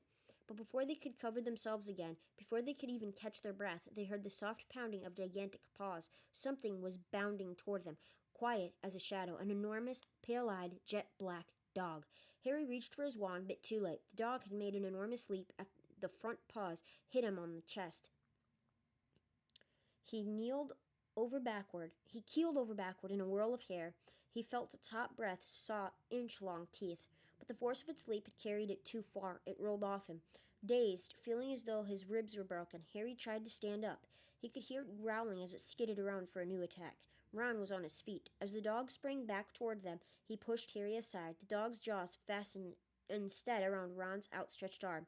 Harry lunged forward. He seized a handful of the brute's hair, but it was dragging Ron away as easily as though he were a rag doll. Then, out of nowhere, something hit Harry so hard across the face he was knocked off his feet again. He heard Hermione shriek with pain and fall too. Harry groped for his wand, blinking blood out of his eyes. "Lumos," he whispered. The wand light showed him the trunk of a thick tree. They had chased Scabbers into the shadow of the Whomping Willow, and its branches were creaking as though in a high wind, whipping backward and forward to stop them going nearer. And there at the base of the trunk was the dog, dragging Ron backward into a large gap in the roots. Ron was fighting furiously, but his head and torso were slipping out of sight. "Ron," Harry shouted, trying to follow, but a heavy branch whipped lethally through the air, and he was forced backward again. All they could see now was one of Ron's legs, which he had hooked around a root in an effort to stop the dog from pulling him farther underground. But a horrible crack cut the air like a gunshot. Ron's leg had broken, and a moment later his foot vanished from sight. "Harry, we've got to go for help," Hermione gasped. She was bleeding too. The willow had cut her across the shoulder. "No, that thing's big enough to eat him. We haven't got time. Harry, we're never going to get through without help." Another branch whipped down at them, twigs clenched like knuckles. "If that dog can get in, we can," Harry panted, darting here and there, trying to find a way through the vicious, swishing branches. But he couldn't get an inch nearer to the tree roots without being in range of the tree's blows. "Oh, help! Help!" Hermione whispered frantically, dancing uncertainly on the spot. "Please!" Crookshanks darted forward. He slithered between the battering branches like a snake and placed his front paws upon a knot in the trunk. Abruptly, as though the tree had been turned to marble, it stopped moving. Not a leaf twitched or shook. "Crookshanks?" Hermione whispered uncertainly. She now grasped Harry's arm painfully hard. "How did he know?" "He's friends with that dog," said Harry grimly. "I've seen them together. Come on, and keep your wand out." They covered the distance to the trunk in seconds, but before they had reached the gap in the roots, Crookshanks had slid into it with a flick of his bottle-brush tail. Harry went next. He crawled forward head first and slid down an earthy slope to the bottom of a very low tunnel. Crookshanks was a little way along, his eyes flashing in the light from Harry's wand. Seconds later, Hermione slithered down beside him. "Where's Ron?" she whispered in a terrified voice. "This way," said Harry, setting off, bent back after Crookshanks. "Where does this tunnel come out?" Hermione asked, breathing breathlessly from behind him. "I don't know. It's marked on the Marauders map, but Fred and George said no one's ever gotten into it. It goes off the edge of the map, but it looked like it was heading for Hogsmeade." They moved as fast as they could, bent almost double ahead of them. Crookshanks' tail bobbed in and out of view. On and on went the passage. It felt at least as long as the one to Honeyduke's. All Harry could think of was Ron and what the enormous dog might be doing to him. He was drawing breath in sharp, painful gasps, running at a crouch. And then the tunnel began to rise. Moments later, it twisted, and Crookshanks had gone. Instead, Harry could see a patch of dim light through a small opening. He and Hermione paused, gasping for breath, edging forward. Both raised their wands to see what lay beyond. It was a room, a very disordered, dusty room. Paper was peeling from the walls. There were stains all over the floor. Every piece of furniture was broken as though somebody had smashed it. The windows were all boarded up. Harry glanced at Hermione, who looked very frightened, but nodded. Harry pulled himself out of the hole, staring around. The room was deserted, but a door to their right stood open, leading to a shadowy hallway. Hermione suddenly grabbed Harry's arm again. Her wide eyes were traveling around the boarded windows. "Harry," she whispered, "I think we're in the Shrieking Shack." Harry looked around. His eyes fell on a wooden chair near them. Large chunks had been torn out of it. One of the legs had been ripped off entirely. "Ghosts didn't do that," he said slowly. At that moment, there was a creak overhead. Something had moved upstairs. Both of them looked up at the ceiling. Hermione's grip on Harry's arm was so tight he was losing feeling in his fingers. He raised his eyebrows at her. She nodded again and let go. Quietly as they could, they crept out into the hall and up the crumbling staircase. Everything was covered in a thick layer of dust, except the floor, where a wide, shiny stripe had been made by something being dragged upstairs. They reached the dark landing. "Knox," they whispered together, and the lights at the end of their wands went out. Only one door was open. As they crept toward it, they heard movement from behind it. a low moan, and then a deep, loud purring. They exchanged a last look, a last nod. Wand held tightly before him, Harry kicked the door wide open. On a magnificent four-poster bed with dusty hangings like Crookshanks, purring loudly at the sight of them. On the floor beside him, clutching his leg, which struck out at a strange angle, was Ron. Harry and Hermione dashed across to him. "Ron, are you okay? Where's the dog?" "Not a dog," Ron moaned. His teeth were gritted with pain. "Harry, it's a trap." "What? He's the dog. He's an animagus." Ron was staring over Harry's shoulder. Harry wheeled around with a snap. The man in the shadows closed the doors behind them. A mass of filthy, matted hair hung to his elbows. If eyes hadn't been shining out of the deep dark sockets, he might have been a corpse. The waxy skin was stretched so tightly over the bones of his face it looked like a skull. His yellow teeth were bared in a grin. It was Sirius Black. "Expelliarmus," he croaked, pointing Ron's wand at them. Harry's and Hermione's wands shot out of their hands, high in the air, and Black caught them. Then he took a step closer. His eyes were fixed on Harry. "I thought you'd come and help your friend," he said hoarsely. His voice sounded as though he had long since lost the habit of using it. "Your father would have done the same for me. Brave of you not to run for a teacher. I'm grateful. It will make everything much easier." The taunt about his father rang in Harry's ears as though Black had bellowed it. A boiling hate erupted in Harry's chest, leaving no place for fear. For the first time in his life, he wanted his wand back in his hand, not to defend himself, but to attack, to kill. Without knowing what he was doing, he started forward, but there was a sudden movement on either side of him, and two pairs of hands grabbed him and held him back. "No, Harry," Hermione gasped in a petrified whisper. Ron, however, spoke to Black. "If you want to kill Harry, you'll have to kill us too," he said fiercely, though the effort of standing upright was draining him of still more color, and he swayed slightly as he spoke. Something flickered in Black's shadowed eyes. "Lie down," he said quickly to Ron. "You will damage that leg even more." "Did you hear me?" Ron said weakly, though he was clinging painfully to Harry to stay upright. "You'll have to kill all three of us." "There'll be only one murder here tonight," said Black, and his grin widened. "Why is that?" Harry spat, trying to wrench himself free of Ron and Hermione. "Didn't care last time, did you? Didn't mind slaughtering all those muggles to get at Pettigrew. What's the matter? Gone soft in Azkaban?" "Harry," Hermione whimpered, "be quiet. He killed my mom and dad." Harry roared, and with a huge effort he broke free of Hermione's and Ron's restraint and lunged forward. He had forgotten about magic. He had forgotten that he was short and skinny and 13, whereas Black was a tall, full-grown man. All Harry knew was that he wanted to hurt Black as badly as he could, and that he didn't care how much he got hurt in return. Perhaps it was the shock of Harry doing something so stupid, but Black didn't raise the wands in time. One of Harry's hands fastened over his wasted wrist, forcing the wand tips away. The knuckles of Harry's other hand collided with the side of Black's head, and they fell backward into the wall.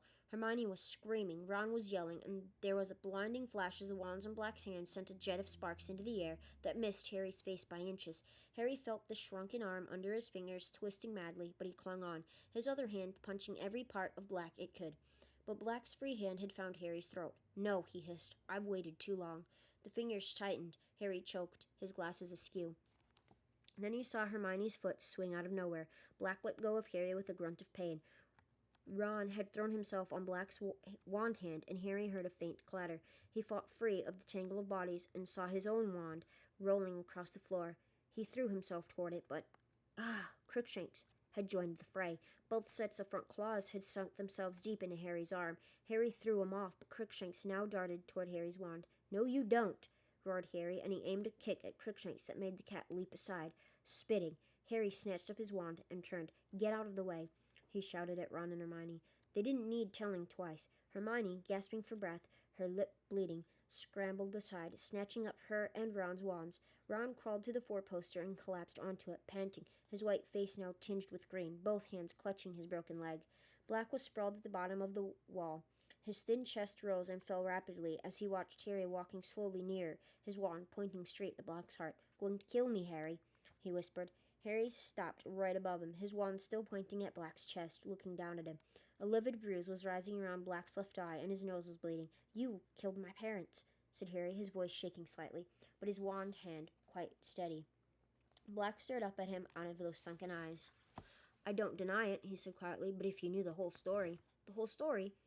Harry repeated, a furious pounding in his ears. "You sold them to Voldemort. That's all I need to know." "You've got to listen to me," Black said, and there was a note of urgency in his voice now. "You'll regret it if you don't. You don't understand." "I understand a lot better than you think," said Harry, and his voice shook more than ever. "You never heard her, did you?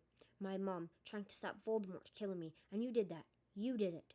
Before either of them could say another word, something ginger streaked past Harry. Crookshanks leapt onto Black's chest and settled herself there, right over Black's heart. Black blinked and looked down at the cat. "Get off," he murmured, trying to push Crookshanks off him, but Crookshanks sank her claws into Black's robes and wouldn't shift. He turned his ugly, squished face to Harry and looked up at him with those great yellow eyes. To his right, Hermione gave a dry sob. Harry stared down at Black and Crookshanks, his grip tightening on the wand. So what if he had to kill the cat too? It was in league with Black. If it was prepared to die, trying to protect Black, that wasn't Harry's business. If Black wanted to save it, that only proved he cared more for Crookshanks than for Harry's parents. Harry raised the wand. Now was the moment to do it. Now was the moment to avenge his mother and father. He was going to kill Black. He had to kill Black. This was his chance. The seconds lengthened, and still Harry stood frozen there, wand poised, Black staring up at him, Crookshanks on his chest. Ron's ragged breathing came from near the bed. Hermione was quite silent. And then came a new sound. Muffled footsteps were echoing up through the floor. Someone was moving downstairs. "We're up here," Hermione screamed suddenly. "We're up here. Sirius Black. Quick." Black made a startled movement that almost dislodged Crookshanks. Harry gripped his wand unconvulsively. "Do it, now," said a voice in his head, but the footsteps were thundering up the stairs, and Harry still hadn't done it. The door of the room burst open in a shower of red sparks, and Harry wheeled around as Professor Lupin came hurtling into the room, his face bloodless, his wand raised and ready. His eyes flickered over Ron, lying on the floor, over Hermione, cowering next to the door, to Harry, standing there with his wand covering Black, and then to Black himself, crumpled and bleeding at Harry's feet. "Expelliarmus!" Lupin shouted. Harry's wand flew once more out of his hand, so did the two Hermione was holding. Lupin caught them all deftly, then moved into the room, staring at Black, who still had Crookshanks lying protectively across his chest. Harry stood there, feeling suddenly empty. He hadn't done it. His nerve had failed him. Black was going to be handed back to the Dementors. Then Lupin spoke in a very tense voice. "Where is he, Sirius?"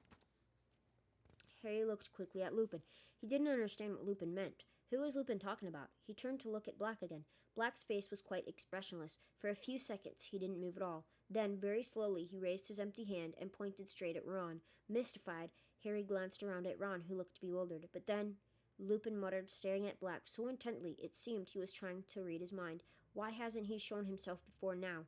Unless—" Lupin's eyes suddenly widened as though he was as though he was seeing something beyond Black, something none of the rest could see. "Unless he was the one, unless you switched without telling me." Very slowly, his sunken gaze never leaving Lupin's face, Black nodded.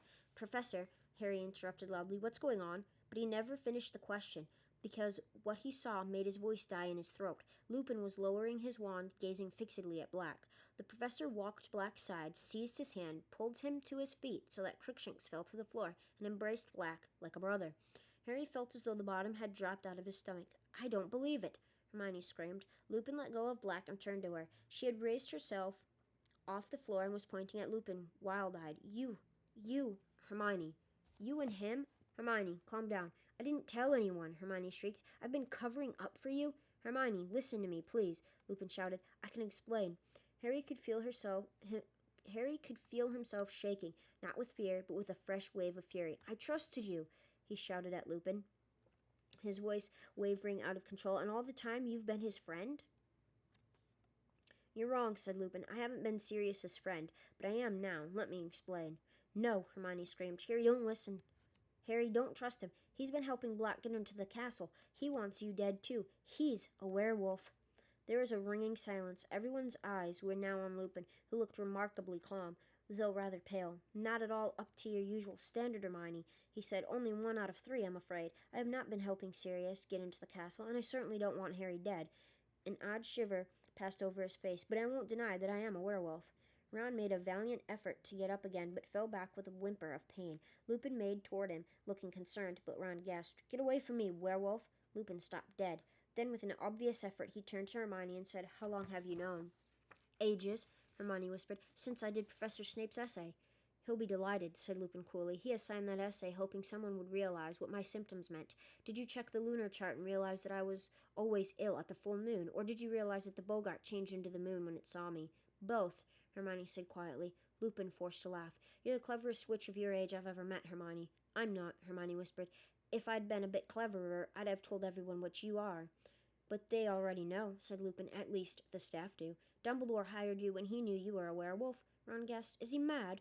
Some of the staff thought so, said Lupin. He had to work very hard to convince certain teachers that I'm trustworthy. And he was wrong, Harry yelled. You've been helping him all the time.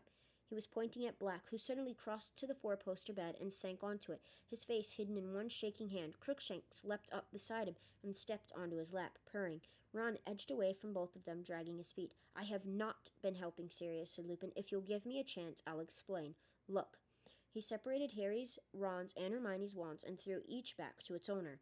Harry caught his, stunned. There, said Lupin, sticking his own wand back into his belt. You're armed. We're not. Now will you listen? Harry didn't know what to think. Was it a trick? If you haven't been helping him, he said with a furious glance at Black, how did you know he was here? The map, said Lupin. The Marauder's map. I was in my office examining it. You know how to work it?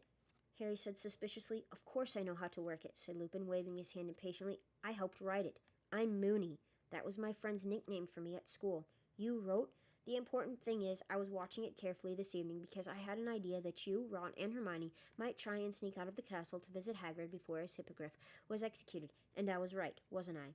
He had started to pace up and down, looking at them. Little patches of dust rose to his feet. You might have been wearing your father's old cloak, Harry.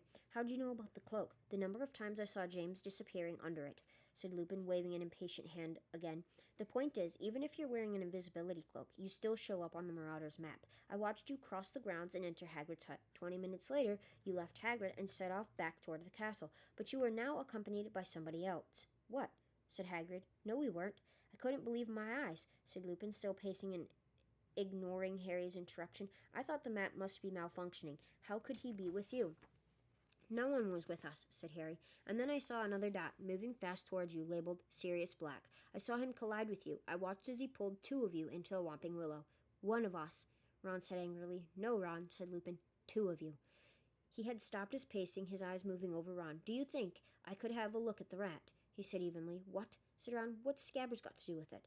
Everything, said Lupin. Could I see him, please? Ron hesitated, then put a hand inside his robes. Scabbers emerged, thrashing desperately. Ron had to seize his long, bald tail to stop him escaping. Crookshanks stood up on Black's legs and made a soft, hissing noise.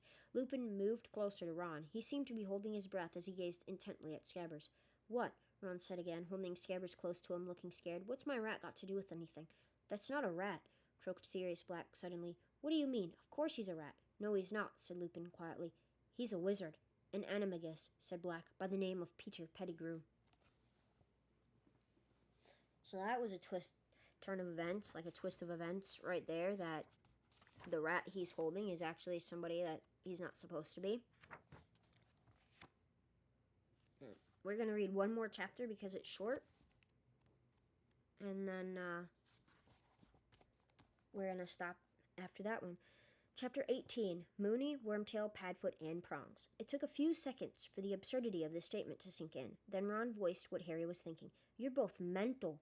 Ridiculous, said Hermione faintly. Peter Pettigrew's dead, said Harry. He killed him 12 years ago. He pointed at Black, whose face twitched convulsively.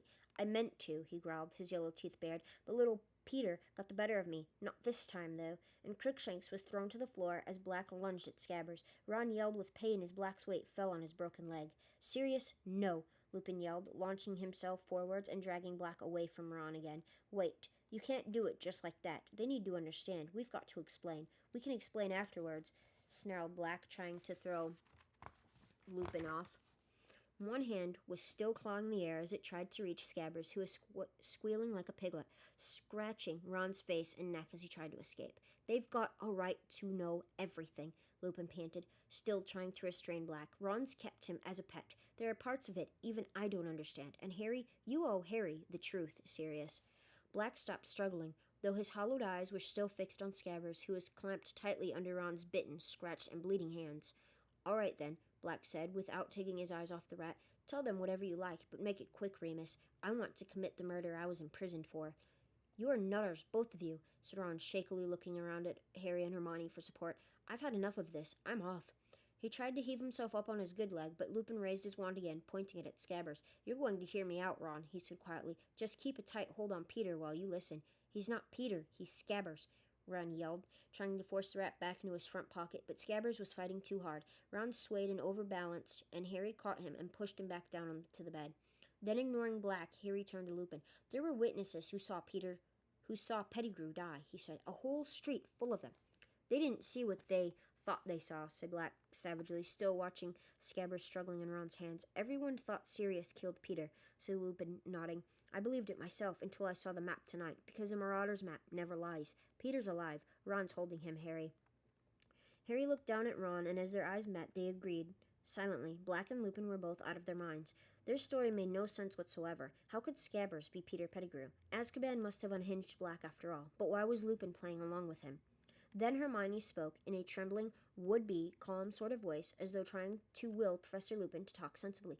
But, Professor Lupin, Scabbers can't be Pettigrew. It just can't be true. You know it can't. Why can't it be true? Lupin said calmly, as though they were in class and Hermione had simply spotted a problem in an experiment with Grindylows. Because people would know if Peter Pettigrew had been an animagus. We did Animagi in class with Professor McGonagall, and I looked them up when I did my homework. The Ministry of Magic keeps tabs on witches and wizards who can become animals. There's a register showing what animal they become and their markings and things, and I went and looked Professor McGonagall up on the register, and there have been only 7 Animagi in this century, and Pettigrew's name wasn't on the list. Harry had barely had time to marvel inwardly at the effort Hermione put into her homework. Then Lupin started to laugh.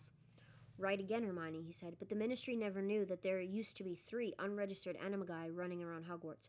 If you're going to tell them the story, get a move on, Remus, snarled Black, who was still watching Scabbers watching Scabbers' every desperate move. I've waited 12 years. I'm not going to wait much longer. All right, but you'll need to help me, Sirius, said Lupin. I only know how it began. Lupin broke off. There had been a loud creak behind him. The bedroom door had opened of its own accord. All 5 of them stared at it. Then Lupin strode toward it and looked out into the landing. No one there. This place is haunted, said Ron. It's not, said Lupin, still looking at the door in a puzzled way. The Shrieking Shack was never haunted. The screams and howls the villagers used to hear were made by me. He pushed his graying hair out of his eyes, thought for a moment, then said, That's where all of this starts, with my becoming a werewolf. None of this could have happened if I hadn't been bitten, and if I hadn't been so foolhardy. He looked sober and tired. Ron started to interrupt, but Hermione said shush. She was watching Lupin very intently. I was a very small boy when I received the bite. My parents tried everything, but in those days there was no cure. The potion that Professor Snape has been making for me is a very recent discovery. It makes me safe, you see. As long as I take it in the week preceding the full moon, I keep my mind when I transform. I am able to curl up in my office, a harmless wolf, and wait for the moon to wane again. Before the Wolfsbane potion was discovered, however, I became a fully fledged monster once a month. It seemed impossible that I would be able to come to Hogwarts. Other parents weren't likely to want their children exposed to me. But then Dumbledore became headmaster, and he was sympathetic. He said that as long as we took certain precautions, there was no reason I shouldn't come to school. Lupin sighed and looked directly at Harry. I told you, months ago, that the Whomping Willow was planted the year I came to Hogwarts. The truth is that it was planted because I came to Hogwarts. This house. Lupin looked miserably around the room. The tunnel that leads to it, they were built for my use. Once a month, I was smuggled out of the castle into this place to transform. The tree was placed at the tunnel mouth to stop anyone coming across me while I was dangerous. Harry couldn't see where this story was going, but he was listening raptly all the same. The only sound apart from Lupin's voice was Scabbers' frightened squeaking. My transformations in those days were terrible. It is very painful to turn into a werewolf. I was separated from humans to bite, so I bit and scratched myself instead. The villagers heard the noise and the screaming and thought they were hearing particularly violent spirits. Dumbledore encouraged the rumor. Even now, when the house has been silent for years, the villagers don't dare approach it. But apart from my transformations, I was happier than I had ever been in my life. For the first time ever, I had friends. 3 great friends. Sirius Black, Peter Pettigrew, and of course your father, Harry, James Potter. Now, my 3 friends could hardly fail to notice that I disappeared once a month. I made up all sorts of stories. I told them my mother was ill and that I had to go home to see her. I was terrified they would desert me the moment they found out what I was. But of course, they, like you, Hermione, worked out the truth. And they didn't desert me at all. Instead, they did something for me that would make my transformations not only bearable, but the best times of my life. They became Animagi. My dad, too? Said Harry, astounded. Yes. Indeed, said Lupin. It took them the best part of 3 years to work out how to do it. Your father and Sirius here were the cleverest students in the school, and lucky they were, because the animagus transformation can go horribly wrong. One reason the Ministry keeps a close watch on those attempting to do it. Peter needed all the help he could get from James and Sirius. Finally, in our 5th year, they managed it. They could each turn into a different animal at will. But how did that help you? Said Hermione, sounding puzzled. They couldn't keep me company as humans, so they kept me company as animals, said Lupin. A werewolf is only a danger to people. They sneaked out of the castle every month under James's invisibility cloak. They transformed Peter as the smallest could slip beneath the willow's attacking branches and touch the knot that freezes it. They would then slip down the tunnel and join me. Under their influence, I became less dangerous. My body was still wolfish, but my mind seemed to become less so while I was with them. Hurry up, Remus, snarled Black, who was still watching Scabbers with a horrible sort of hunger in his face. I'm getting there, Sirius. I'm getting there. Well, highly exciting possibilities were open to us now that we could all transform. Soon we were leaving the Shrieking Shack and roaming the school grounds and the village by night. Sirius and James transformed into such large animals they were able to keep a werewolf in check. I doubt whether any Hogwarts students ever found out more about the Hogwarts grounds and Hogsmeade than we did, and that's how we came to write the Marauders map and sign it with our nicknames. Sirius is Padfoot, Peter is Wormtail, James was Prongs. What sort of animal? Harry began, but Hermione cut him off. That was still really dangerous, running around in the dark with a werewolf. What if you'd given the others the slip and bitten somebody? A thought that still haunts me, said Lupin heavily, and there were near misses, many of them. We laughed about them afterwards. We were young, thoughtless, carried away with our own cleverness. I sometimes felt guilty about betraying Dumbledore's trust, of course. He had admitted me to Hogwarts when no other headmaster would have done so, and he had no idea I was breaking the rules he had set down for my own and others' safety. He never knew I had led 3 fellow students into becoming animagi illegally. But I always managed to forget my guilty feelings every time we sat down to plan our next month's adventure, and I haven't changed. Lupin's face had hardened, and there was self-disgust in his voice. All this year, I have been battling with myself, wondering whether I should tell Dumbledore that Sirius was an animagus, but I didn't do it. Why? Because I was too cowardly. It would have meant admitting that I'd betrayed his trust while I was at school, admitting that I'd led others along with me, and Dumbledore's trust has meant everything to me. He let me into Hogwarts as a boy and gave me a job when I have been shunned all my adult life, unable to find paid work because of what I am, and so I convinced myself that Sirius was getting into the school using dark arts he learned from Voldemort, that being an animagus had nothing to do with it. So in a way, Snape's been right about me all along. Snape? Said Black, harshly taking his eyes off Scabbers for the first time in minutes and looking at Lupin. What's Snape got to do with it? He's here, Sirius, said Lupin heavily. He's teaching here as well. He looked up at Harry, Ron, and Hermione. Professor Snape was at school with us. He fought very hard against my appointment to the Defense Against the Dark Arts job. He has been telling Dumbledore all year that I am not to be trusted. He has his reasons. You see, Sirius here played a trick on him which nearly killed him, a trick which involved me. Black made a derisive noise. It served him right, he sneered, sneaking around trying to find out what we were up to, hoping he could get us expelled. Severus was very interested in where I went every month, Lupin told Harry, Ron, and Hermione. We were in the same year, you know, and we were, I didn't like each other very much. He especially disliked James, jealous, I think, of James' talent on the Quidditch field. Anyway, Snape had seen me crossing the grounds with Madame Pomfrey one evening as she led me toward the Whomping Willow to transform. Sirius thought it would be amusing to tell Snape all he had to do was prod the knot on the tree trunk with a long stick, and he'd be able to get in after me. Well, of course, Snape tried it. If he'd got as far as this house, he'd have met a fully grown werewolf. But your father, who'd heard what Sirius had done, went after Snape and pulled him back at great risk to his life. Snape glimpsed me, though, at the end of the tunnel. He was forbidden by Dumbledore to tell anybody, but from that time on he knew what I was. So that's why Snape doesn't like you, said Harry slowly, because he thought you were in on the joke. That's right, sneered a cold voice from the wall behind Lupin. Severus Snape was pulling off the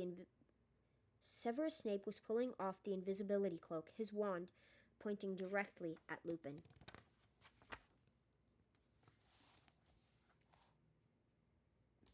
Well, now we're finding out more and more about what's been going on with these mysterious sightings of these animals and things like that. I mean, now we know Sirius is a dog. I mean, he literally told us what they go into. Prongs would be like a deer. That would have to be like a deer. Wormtail, obviously, is the rat. I mean, I'm sure we'll learn more of precisely what their Animaguy is, but that is just like my assumption. That's what it is. Like, because Harry keeps seeing a dog all the time, and I'm assuming that it has to be Sirius Black, because why else do you see a dog in the shadows all the time that's watching you but never does anything to you? You know what I mean? Alright, so the next time we read, let's see, we're on 19. Let's see how many chapters we have left, honestly, before we jump into the next book. Let me see. We're on 19. I think we have exactly 4 chapters left. Let me see. Yeah, we're on 19, so we have, exactly 4 chapters left. So the next time we read will be the end of book 3, and we'll be going into book number 4. But thank you guys for listening. I hope you guys enjoyed. I want to say we probably read like maybe 5 or 6 chapters today. So I hope you guys enjoy. Make sure to like and subscribe to the video, and leave a comment on what you guys think of the book, and how you guys like it, and what your intake is from the movie versus the book, and whatnot. So thank you again for listening. I hope y'all have a fantastic rest of your day, and much love, guys. Bye.